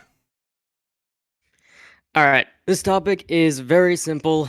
When one side has all of the power, all of the weapons, all of the legal authority, that is the side that carries the responsibility to de-escalate. That's law enforcement, not the random citizen who just got pulled over, stopped, questioned, or is just overall having the worst day of their life. When the state gives you a badge and a gun, it's not giving you a a perk to use in social situations. It's giving you a duty, and at the core of that duty is that duty comes with state-backed force and preventing unnecessary harm. That's literally the job. If you're a trained professional with lethal authority, you don't get to say, well, shouldn't the citizen have calmed me down? Citizens aren't trained in conflict resolution. They're not trained in crisis intervention. They're not trained in threat assessment. Officers are. So if the trained professional isn't responsible for de-escalation, then what exactly are we training them to do? And if the untrained civilian is responsible, then we've basically outsourced public safety to whoever happens to be standing there, which is retarded. Citizens in police encounters are often scared, confused, or overwhelmed. A lot of the time, if they are interacting with police, they've had a horrible day already. They might not understand commands, they might freeze, they might be in crisis. None of that is a crime, and none of that magically transfers the responsibility of de-escalation onto them. Expecting perfect behavior from a panicked civilian while giving the unlimited benefit of the doubt to an armed professional is not a system, it's a gamble. The other side will probably say, well, citizens should just comply, but compliance is not de-escalation, compliance is obedience. De-escalation is a skill that you have to actually be trained in and learn. Slowing things down, reducing tensions, reading the situation, and preventing force. These are not the same thing as compliance, and pretending they are is how we end up blaming civilians for not managing the emotions of the person with a gun. My opponent may also say it's a shared responsibility, which, sure, citizens can help de-escalate, but a shared responsibility is not an equal responsibility. When one side has the power to take a life in a split second, that side carries the heavier burden to prevent de-escalation or to prevent escalation. And legally, this is already how this system works. Courts hold officers to standards of reasonableness and proportionality because the state has a duty to preserve life when it uses force. Citizens have no legal obligation to perform conflict management techniques during a police encounter. The state does. We also know that police departments that put an emphasis on de-escalation training see a reduction in the use of force cases and a reduction in officer injuries. The only safe way to conduct policing is to have the officer be in charge of de-escalation. They have the authority and they have the ability to kill you in an instant. Thank you. All right. 3 minutes is on the clock now for you, Hammer. Go ahead and question Gorps as you see fit. Sure. Okay. My first question is, what would you define as de-escalation and escalation as? There's just like basic definitions or like how it's actually carried out. Which are you asking?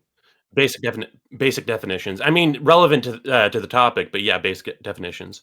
De-escalation would be cooling the tensions effectively, bringing a hot situation where anybody could do anything down to a reasonable situation where you are just having essentially a normal interaction. Escalation would be the exact opposite of that. It would be bringing more emotions into an already charged situation. It would be responding to emotion with emotion, things like that. Okay. Fine. And do you think that it's always the correct response from a police officer to de-escalate? Yes. Okay. If there is a situation in which the officer's life is in stake, what do you think the responses should be? De-escalate, because that means that their life is less likely to be at stake. As I said in my opening, we see statistically that de-escalation, a focus on de-escalation, reduces the amount of officer injuries, because when de-escalation is used in these situations, the officer is less likely to get hurt. Okay, say an officer is in direct danger to their lives and they might get, say, shot. Do you think that the officer should talk them down? I think they should try to beforehand. It's the same thing that you do in any hostage situation where an officer or a hostage could get shot at any point. You have hostage negotiators that are trained in de-escalation. Okay, say whether you're an officer or not, someone pulls a gun from their pocket and points it at you. Are you going to try to have a conversation with them? It depends on the situation. As a cop, Depends it on. depends on the situation.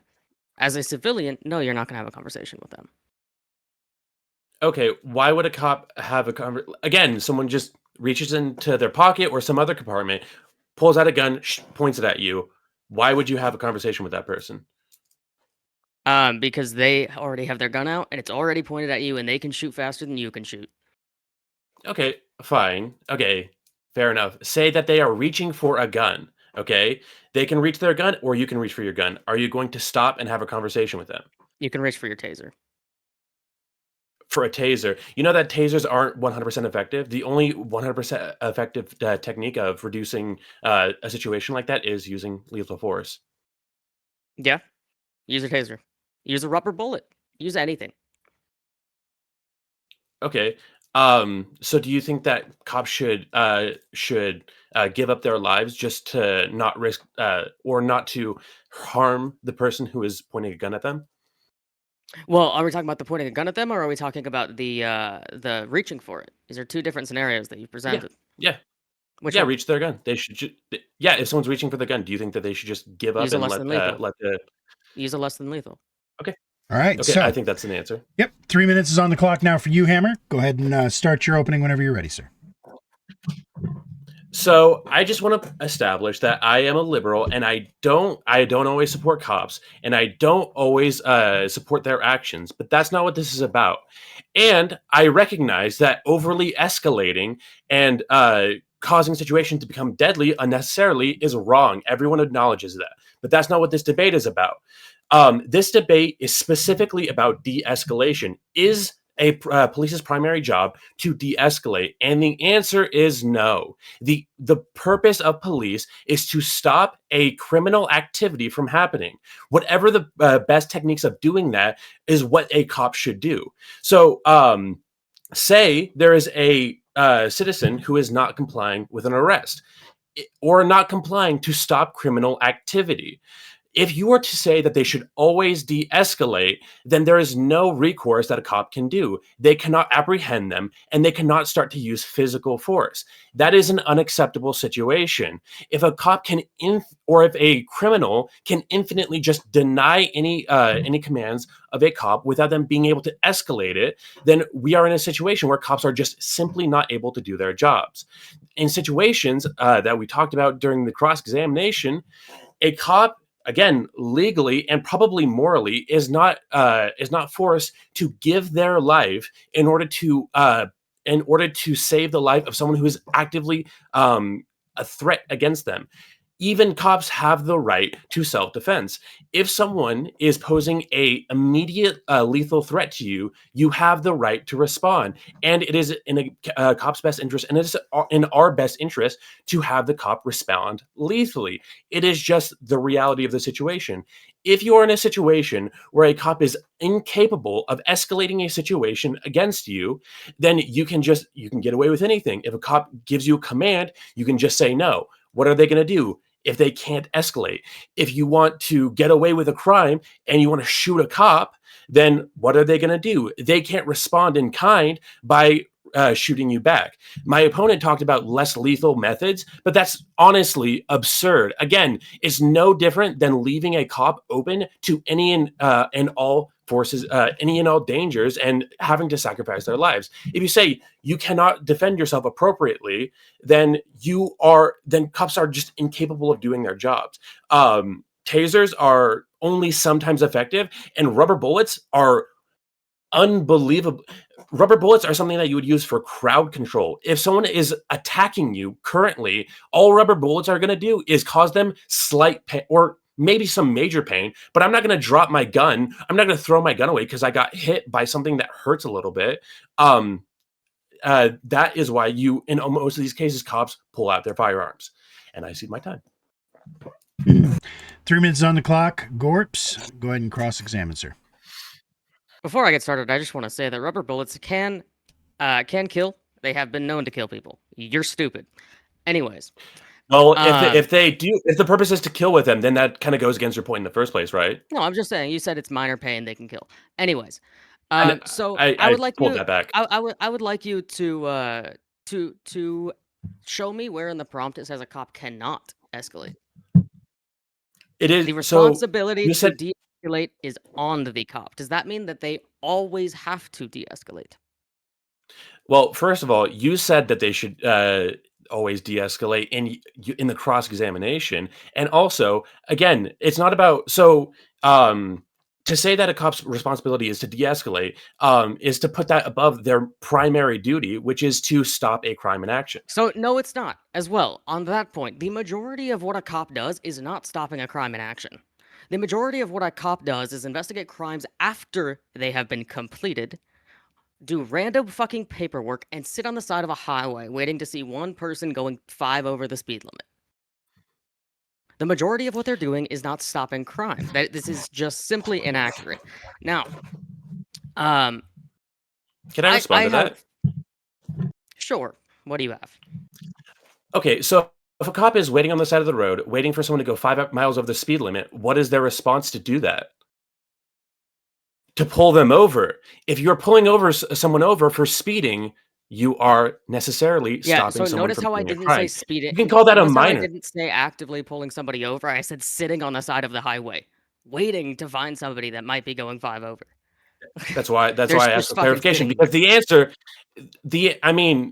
well, that's not the case. What a cop does in that situation when they're traffic policing is waiting for someone to speed or commit some other traffic crime to pull them over. They're waiting for a crime. They're not actually stopping a crime in process. They're waiting to hopefully maybe see a crime. That doesn't really go against my point, but okay. Anyways, further questioning, because it's my time. You said that under this prompt that a cop's it is the cop's responsibility to de-escalate in a situation and not the citizen. You said that means cops cannot defend themselves. Where in the prompt is that? Where does the prompt say a cop cannot defend itself? Where does it say that a cop cannot use less than lethals, use lethals? Where in the prompt does it say any of this? Again, so if you're prioritizing de-escalation over again, cops doing so, a cop's purpose is to do whatever it takes, whether or not that's de-escalation. My point is that whether is not. My point is, de-escalation, again, is not the priority, or it is not what their purpose is. Their purpose is to do whatever it takes, whether that's de-escalation or anything else. So I've noticed that you haven't given a single argument as to why the citizens have the responsibility to de-escalate. Why is that? 10 minutes is on the clock for you guys. Just go ahead and roll right into your conversation. Go ahead. Sure. So that was an argument that I was going to give, but I didn't. I just didn't get around to it. But the responsibility of de-escalating is on the citizen because they are the ones who are initiating the encounter. Right? No, not usually. Usually, it is the cop initiating an encounter. Usually, it's the cop coming up to somebody or pulling somebody over that has initiated this encounter. Right, but the initiation of the encounter was the crime itself. The person who started this entire thing. What if I'm just walking down the street? And a cop thinks that something is suspicious and wants to come talk to me. Has the cop initiated this? Well, in that case, the cop would initiate this, but then at that point, the cop has no right to do any kind of policing. They can on in their own prerogative try to Okay, investigate, but let's they give a have scenario. Let's give a constitutionally scenario. no They rights come to up to me on police. the side of the street because they think that something is suspicious. They think I might have done something. And they start questioning me. I am scared of police, so I'm a little bit standoffish in this situation because I did nothing wrong, and they're just fucking coming up to me and asking me a bunch of questions. Whose responsibility is it to de-escalate this situation? Well, there would be no escalation or de-escalation. It is at a medium level. You guys are having a conversation. You might be a little bit anxious, but there is no de-escalation that needs to happen. So they should match my energy, is what you're saying. They should match your energy. Yes. They should also react in a panicked manner, in a scared way. They should react like that as well. No, they should match What? your How should they level of react? intensity.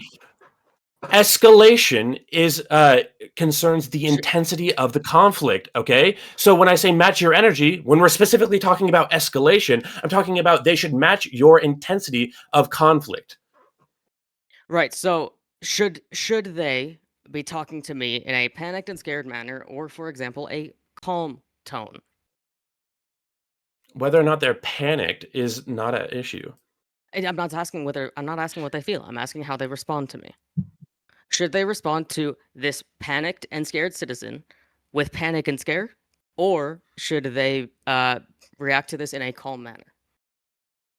Whether or not you're that again, I think this is immaterial. Whether or not No, you're it's panicked has nothing to do with the very intensity of material. conflict. It's very material because a calm tone, when a scared citizen is talking to a cop and a cop is talking back in a calm tone, this is a form of de-escalation. Assuming there is a level of intensity in the conflict, which isn't the case in this example that you're giving me. Which I already established. No, there is. No, that's The not conflict conflict. is the fact That's that I'm personal feelings. standoffish towards this cop, and I'm acting standoffish towards this cop, as I said when I set up this scenario. The responsibility is on the cop to act in a calm manner, and that is de-escalation. And I think you would agree that the cop should not be yapping back, all scared, all panicked, or standoffish. I think that I mean, again, that's preferable, but again, that's not really the issue. And I've also admitted in my opening that in cases where escalation makes sense, then fine. If that's the technique that best gets your purpose across, that's fine. But every single conflict resolution possibility is completely valid in different cases. To say that again, it's beholden on you in all these situations. I know you didn't say absolutely all, but in essentially any cops encounter to de-escalate, it doesn't make any sense for the majority of police encounters. It makes sense in the vast majority. There are very small exceptions, such as, school shooters. But even then, cops successfully de-escalate school shooters quite frequently. At the end of the day, there is almost no situation where de-escalation is not the valid response. And either way, if it is a situation where de-escalation is not the valid response, it's still not on anybody else other than the cop to do any de-escalation. That it's still entirely on the cop. It's nobody else's responsibility. It's not somebody who has never been trained in conflict management and de-escalation to de-escalate. It is the trained professional that is an agent of the state with the power to kill. It is their responsibility to de-escalate. Okay, let's take another example. Say someone is being held for like assault, like someone got in a fight and now police are trying to like get them under control, right? A police comes, starts the conflict, starts the interaction, says, "Hey, you need to do this, this, and that." Okay, so now there is a situation between the cops. This person is wild or whatever. They are aggressive, and the police is trying to get them to comply.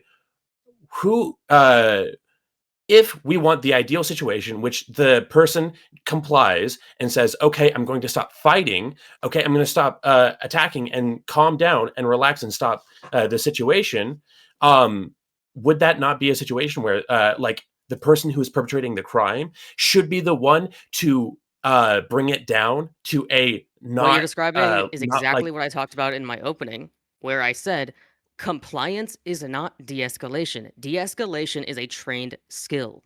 These are two different things. Simply complying is not de-escalation. De-escalation is a You skill. you It is admitted using during it's using a you calm admitted tone to a scared citizen. That is de-escalation. It is no, learning how to handle your own emotions so that you don't freak out and make a situation worse. That's de-escalation. That is something no, that it's not no just that. natural civilian should be forced to be the one to be the primary responsibility in.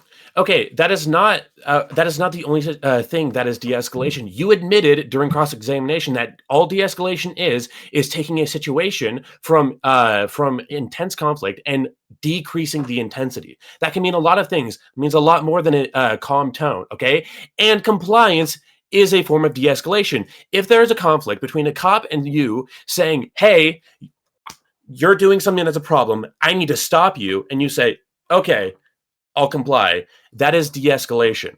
Because now the conflict between you and the cop that you're doing something that they don't want you to do is now at a lower intensity. Now we can Yeah, have but a what I'm reasonable saying is it's not conversation. their responsibility here. It is the To person with the comply? gun. It is the person with the gun's responsibility to lower a situation. Most of the time, when you have a citizen that you're trying to interact with as a cop that is not complying, you can get them to comply pretty fucking easily through de-escalation techniques. And that is Okay, your responsibility as the cop. It's your job as the cop. so if the cop is asking you to comply, how is it? Again, they're saying, do this thing, stop fighting, okay, sit down, stop the conflict. How is it their responsibility what your reaction to that is? It's their responsibility to continue to try to de-escalate. Your reaction is not So their you can do responsibility. The cop's job is to attempt to de-escalate these situations so that they can continue on with whatever they need to do. so, And they are you know that trained to do this. you're aware that resisting arrest is a crime, right? Yeah? So? Okay, so to say that if you're in the situation where a cop is asking you to stop doing something, whether or not you do it is not your responsibility. No, I'm Whether or saying not you follow the command is not it's the primary responsibility of the cop to continue attempts to de-escalate. attempts to de-escalate, whether or not you comply. Okay, but whether or not de-escalation happens is your choice, because at the end of the day, the only way that this is going to calm down is if you stop doing the thing that is causing the conflict. Yes, and it's the cop's job to try to get you to do that through de-escalation techniques. It is their responsibility to do this. It's primarily Sometimes their responsibility ahead of any responsibility that the citizen has. sometimes if it's appropriate, only if it's appropriate. Listen, that's why I said it's a nice technique that is good sometimes. But again, if I'm Cops have a cop successfully and I'm de-escalated active school shooters. Dude. again, it happened. Active Again, it hostage happens sometimes. situations. It is the correct response as your initial response to That's not the problem. 99.99% of cases. And it is their responsibility 99.99. to do so. I think that the 99% is a little bit absurd. Like I said, it's nice to do sometimes if it's possible to try to make attempts to get them to comply. Okay, but that's just not going to happen. If again, it's all down to the citizen who decides whether or not. The vast majority of cop interactions that start out with a non-compliant citizen end with a compliant citizen because of the use of de-escalation techniques. Or maybe because most people don't want to start keep fighting with the cop. Maybe that's just something that's pretty natural for people. A de-escalation technique could be you're going to get added charges if you continue to do this. And guess what? That works quite a bit as well. That's a de-escalation technique. You've convinced this person to stop resisting. You've convinced this person to comply through the use of de-escalation. Thank you very much for proving my point. No, the reason that we add charges for not complying is because the citizen is failing to do something that they need to be doing, No, which is that's not what I complying. said. That's That's why. not what I said. Threatening extra charges. That's what I'm Verbally saying. threatening extra charges to the defendant in a way that is not escalatory is a form of de-escalation, and it works. But the reason that they can do that is because it's true. Because you can get extra charges for not complying. Because it is on the citizen to de-escalation comply. In a situation where there is a non-compliant individual that you're trying to, for example, arrest, de-escalation is trying to get this person to comply. What you say, so long as it is not in a way that escalates that situation, what you say to try to get them to comply is de-escalation. So saying, hey bro, like, come on, just get in the fucking car or else we're gonna have to tack on extra charges here. If that is something that de-escalates a given situation and gets the defendant or the citizen to comply, that is de-escalation. And it's also the best way to handle any situation like this. You don't immediately Again, pull out your taser or a gun. Sometimes I don't think that reiterating the purposes of a cop by saying, hey, here's what you're supposed to do is again, I don't think that's it might end up de-escalating, but that's not the core of de-escalation. Whether or not the situation is going to be de-escalated is on What do you the think is the person core of who's de-escalation? What it is what on are whether some or not de-escalation techniques? Do so you know anything about like de-escalation actual trained de-escalation? de-escalation is whatever causes the situation to resolve, okay? And the what actually ends up causing the situation to resolve is the citizen complying. So do you know any methods of trained de-escalation? Like there are professionals. They're called cops and also called crisis responders that literally have weeks of training to de-escalate situations. Do you know anything about this training?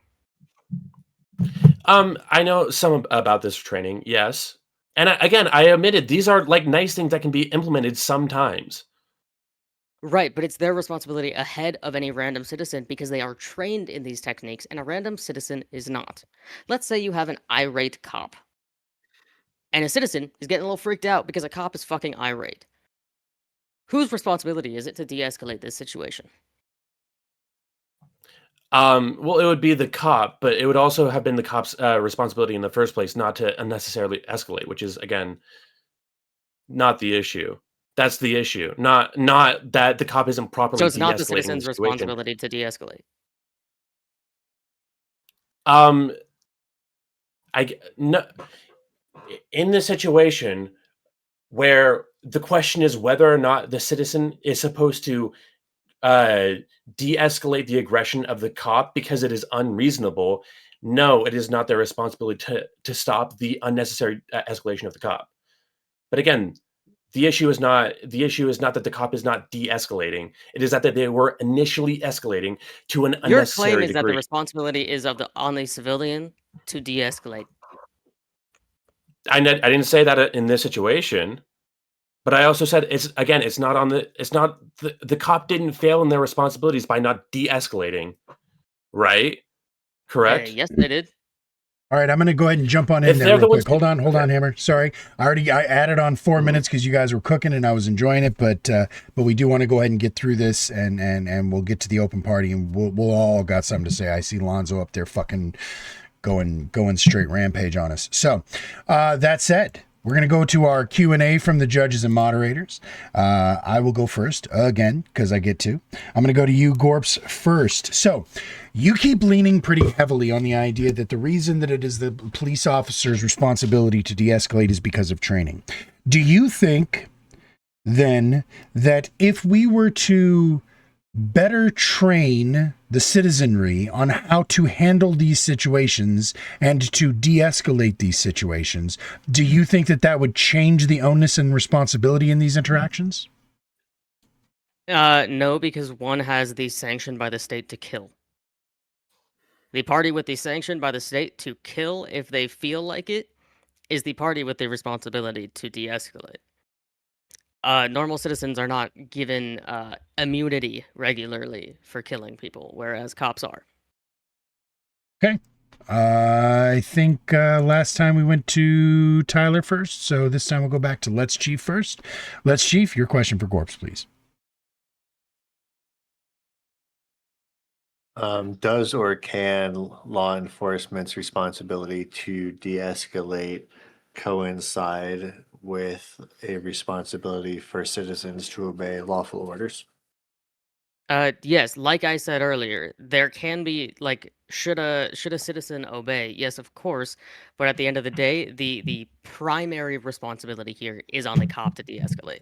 So should the citizen, just like person to person, should the citizen listen and comply and not do anything wrong or act scared or anything? Yes, but at the end of the day, the one with the gun has the responsibility to ultimately de-escalate this.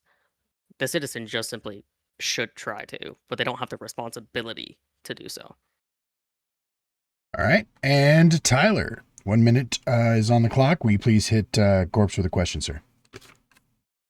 Yeah, I want to say you kind of took my question a little slightly different, but that sucks. So I did have a backup though. It kind of goes back to your opener. You said compliance is obedience, and you said obedience is bad. By the nature of the monopoly of force going to the government, part of that deal was that compliance in their execution of the laws was worked into what the citizenry should do. Now, this isn't saying that, like, if something corrupt is happening, you should just take it or blah, blah, blah, not fight back against the system in the ways that we have. But with compliance being obedience and obedience being kind of bad, alluding to what you're saying, are you kind of saying that you just disagree with the whole monopoly in force in the first place? I didn't say obedience is bad. What I said in my opening was that compliance is obedience, whereas de-escalation is an actual skill. So when you're trained in de-escalation techniques, you have a responsibility to use these de-escalation techniques. As I also just kind of said to LetsChief, is should the citizen comply? Yes. In almost any given situation, yes, they should. But I think the level of responsibility for de-escalating an interaction does lie with the one that has the monopoly of the force. Now, I also believe in the Second Amendment, but that's a bit of a separate situation. All right. Now, we're going to go over to you, Hammer. Now, you seemed to hinge most of your argument on a law enforcement officer's right to protect themselves against threats. So let me ask you this. Do you believe, would it change your position if law enforcement officers were issued full body armor, literally head to toe like a hazmat suit, and were therefore like out in a suit of goddamn armor like a knight of old, if they had better body protection against the threat of physical harm? Would that then change your position regarding their ability to react with lethal force? It would probably change situations which I would justify lethal force. But again, the core of it is if you are being faced with lethal force, the cop has the right to respond with lethal force.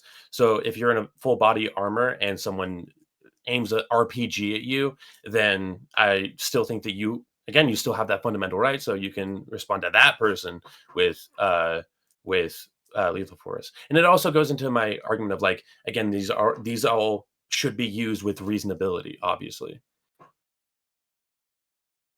And back to you, LetsChief. 1 minute's on the clock for a question for Hammer, please. Starting in 1 second. Mm-hmm. It sounded like you were saying if things didn't get physical, then that wasn't conflict. That's called personal feeling, but I feel like a weird line is being blurred there. Would you say it's possible to have a conflict based on personal feelings, or is it all solely based on objective fact? So what the thing there was in my opinion, he was conflating like a personal feeling to the conflict itself. While of course there may be some conflict in that you're standoffish, that is the conflict. Whether or not you're nervous, that's not the conflict. And I'm not like he was saying that I should admit that if cops match energy, then they should match the feelings of the person that they're interacting with. And of course, like yeah, of course, your feelings can be like the catalyst for whatever is happening between you and the cops. All right. All right, audience. I hope you guys have been paying attention. We're going to put 3 minutes on the clock for each of the debaters to give us their closing Miss arguments. one of the judges. I sure as fuck did. I'm sorry. I love you, Tyler. I'm sorry, buddy. Yeah, I know. I was blinded by your prettiness. Sexy, Tyler. Yeah, I was blinded by your prettiness. All right, Tyler, go ahead and go ahead. I was trying to save Hammer from the crucifixion he's about to experience. Go ahead, Tyler. No. I gave this time. I'm asking just ideas that I wanted expanded on. I just kind of asked him an open-ended question. So I was going to do the same for Hammer. I kind of want to be fair about it. So you brought up a point of this instance where some person was ignoring lawful command and in their way escalating. In my opinion, it is right that it's illegal to ignore lawful commands, and in my opinion, ignoring lawful commands is escalating. I kind of want to hear your thoughts on that because you were getting to it, and then you guys switched subjects before I felt like you were able to complete that argument in a way I could understand. Sure. So I would probably agree that if a officer is giving you a lawful command and you say no, that is a form of escalation. However, the only response at a certain point that you can justify from a cop would be further escalation. By definition, if you are having a verbal disagreement or a non-physical disagreement with someone, and then you take that to a physical level, you are escalating. All right, there we go. Now, 3 minutes is on the clock. We're going to go ahead and give 3 minutes to each debater for their closing. As you guys have all seen, I'm going to want you guys to vote as soon as this is over. Remember, we're not voting just on what you prefer or what you think. It's who you think made the best performance tonight. That is super duper important. So, Gorps, 3 minutes is on the clock for you to close. I will start the clock when you start, sir. So as I think that we have clearly established, the primary party responsible for de-escalating a situation, if it is to be de-escalated, is the cop. If you call the cops, or somebody calls the cops on you for a suicide attempt, for domestic violence, for a schizophrenic episode, for a drug mania, for a neighborly dispute, we all would expect that the cop would show up and de-escalate this situation. We would hope that the cop would come in or has the responsibility to come in to a situation where he pulls over the wine mom from down the street and the wine mom is freaking out, shaking in her car. We expect that the cop will de-escalate this situation. When somebody is not complying, we don't expect them to instantly pull out a gun and shoot them. We expect them to de-escalate this situation. This is all exactly because they are trained on the matter. They are trained on methods of de-escalation so that even when they have a non-compliant individual, they are able to de-escalate. At the end of the day, none of these civilians involved in this hold that primary responsibility. If they held that primary responsibility, we would have a public safety model that was built on hoping random people perfectly manage their behavior and their emotions when faced with armed agents of the state. This is a retarded way to govern society when we have the option of having a public safety model that's built on professional restraint and training, which is, of course, what exists when the cops have the responsibility to de-escalate. I would also draw back to, this does not mean that the cop cannot defend themselves. At the end of the day, if the de-escalation techniques fail, yes, of course they can defend themselves, but what matters is the attempt to de-escalate.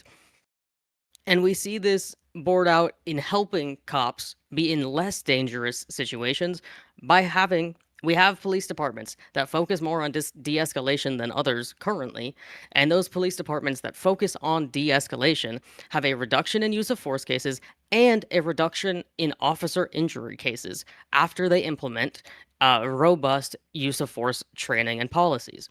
These help keep the citizens safe, they help keep the officers safe, and the onus for de-escalation is always going to be on a trained professional rather than a random civilian who's having the worst day of their life. Because most of the time, if you're having an interaction with cops, either you're having a shitty moment of your life, or you've had a really bad day and you had to call the cops, or somebody had to call the cops against you. You are not going to be generally thinking perfectly. This is the everyday for a cop. They should be able to handle it well. That's why they're trained to do it. And that's and it's time. their responsibility. All right. 3 minutes is now on the clock for you, Hammer. Bring it home. So it seems that my opponent Gorps tries to pigeonhole de-escalation as a topic to techniques that are trained during whatever police trainings, or policies that ask police officers to not escalate situations or try to talk them down. But that is not what de-escalation is. It was which was admitted during cross-examination and by the definition of de-escalation. De-escalation happens when a conflict is resolved. Whether or not the conflict is resolved is not the responsibility, or is not the fault of the police officer, unless, again, which I address, they're using unreasonable force. But that is, again, not the topic. Whether or not a situation resolves is due to whether or not a citizen complies, whether or not the citizen follows lawful orders. Again, if we like take this the problem with taking this responsibility away from citizens is that it doesn't ask anything of citizens. He kept saying, well, officers are the ones with the lawful monopoly on violence. And these are really good. These are really nice truisms, or it's a nice point in general when we're talking about cops. And yeah, we like the idea that they are responsible for their actions. But again, relieving the citizen of any responsibility to act properly, and completely admitting any action they do because they're not agents of the government, gives citizens the ability to do unlawful things while putting that responsibility on police officers. I cede my time. All right. That was very abrupt. All right. Good stuff, everybody. So that is the last debate in the books. Chat. We are going to go ahead and put the... Oh, what did I do? Oh, I messed up. Okay, so it's just going to take me a split second. We're fine. It's no problems. I just didn't have it pulled out and ready is all. Got to go back to the books. And we are going to go ahead and put a link in the chat now where you guys can vote. I want you guys to vote based on what you think was the best presentation of the argument, not just what your feels tell you. If you believe that Gorps, the person up here in the top left, Henry insulting the moderator, this is the Aff or the yes position.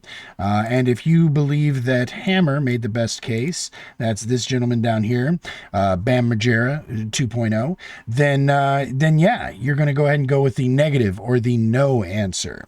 So I'm going to go ahead and kick this over to Tyler. You get to go first this time. This was a tough one. So Tyler, how did you judge this?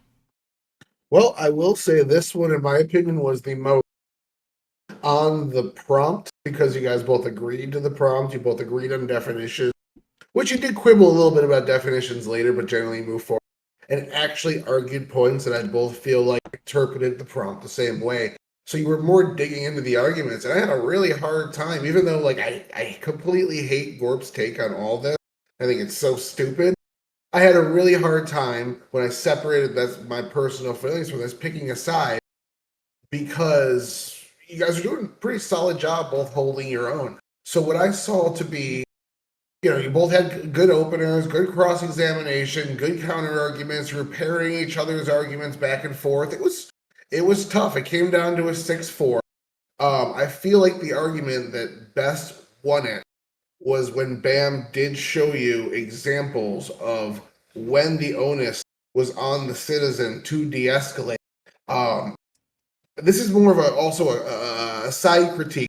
When you were watching Searka in debate 1, he went back to building his path over and over. He went back to laying down his stepping stone so you could easily follow his argument. Gorp, I won't lie, you were making an is and an ought argument at the same time really early on, especially in your opener. I was having a hard time like following point A to point B to point C in a way where I wish you kind of would have pulled a Searka a couple of times, gave a more clear, coherent timeline of your argument laid out. And that's more of a technical thing that's not going to win or lose the debate for you. It was difficult. I still picked up what you were putting down generally. I just feel like Bam was able to offer you circumstances, multiple, and your response was like, use a non-lethal taser when somebody is ignoring lawful orders and going for a gun. Like, that completely hinders officer safety, like, in a way where having the monopoly on force is almost pointless if you're not allowed to use that force when your life is being threatened in that way. I thought his multiple examples, the bar fight example as well, were enough to poke and prod at your affirmation argument to handicap it in a few different ways. So I gave it to him 6-4. You gave it to Hammer, right? So 4-6. Hammer, Okay, cool. 4-6. I'm sorry. Yeah, are you calling? Hold on, calling Hammer. me Bam? Yeah, Bam Margera. He was being funny because that's what I said earlier. But you won. Bam. So again, bam. All right. So we're gonna go ahead and I'm gonna respond to that in our after party, Tyler, to White Knight Gorps a little bit because we'll come back to that. But I have a response to your critique there. But we're gonna go to LetsChief first. We're gonna get this sorted out and then we'll circle back to that. LetsChief, where did you land, sir? Audience, vote. Vote, damn you.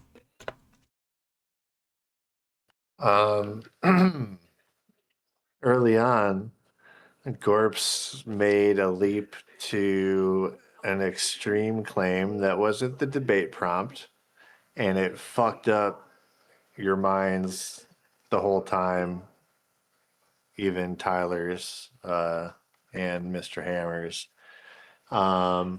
Even though Gorps made an extreme claim that it's always correct for the officer to de-escalate, I feel like that ended up being Hammer's whole intro, and there was a tug of war between the mutually exclusive ideas.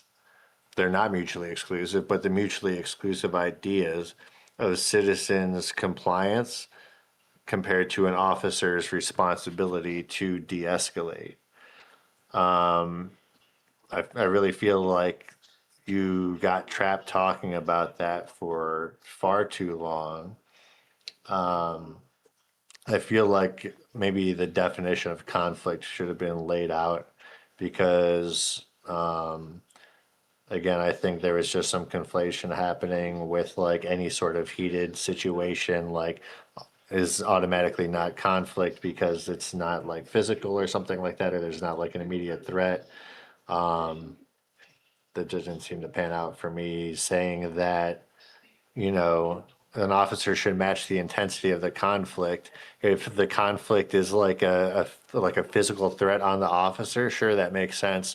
But if we're talking about approaching like any other non-violent situation, then if the situation is already heightened, if the officer is just, you know, it's not always necessary to like match fucking tone. And let's see, because of that tug of war between and the presentation of the ideas of citizen compliance and the officer's responsibility to de-escalate being presented as mutually exclusive, as well as his ability to fuck you up completely on it being always correct for an officer to de-escalate. I scored this 7-3 Gorps. 7-3 for Gorps. So that means we have a tie. We are between two judges, people. Audience, you guys need to vote. Lock this in, everybody, please, because you guys are going to be the deciding factor. this time. Is this the first time that no, this is the second time that the audience has been the deciding factor. That's cool. Usually it's only like once a night. So you guys, I'm going to give you guys a couple of seconds to get your votes locked in, and that was definitely great feedback from both of the judges. For the record, I just want to put it out there for those of you who do not know, because I saw in chat somebody saying about the no Gorps. I believe Tyler has walked away, so I will verify. But no, I'm pretty sure I clarified he was 4-6. So that said, Tyler and LetsChief, the two judges tonight, happen to be the two leaders on the ranking board. So it seems appropriate for the two of them to be judges, and I think it's extra interesting to see where they overlap and where they disagree. So to have the two judges debating each other, because the two of them do have a bit of a history, it's just kind of awesome to me. So everybody, I hope you have gotten... Make it sound like we made out. Well, I mean, I don't know what's happening. Your camera's off, bro. I don't know where you're streaming from. So I don't want to. I'm not His judging. camera's off and Tyler left. We don't know if they're. I'm not judging. I'm not judging. But we're not mutually exclusive. There you go. All right. So once again, everybody, last couple of seconds to vote.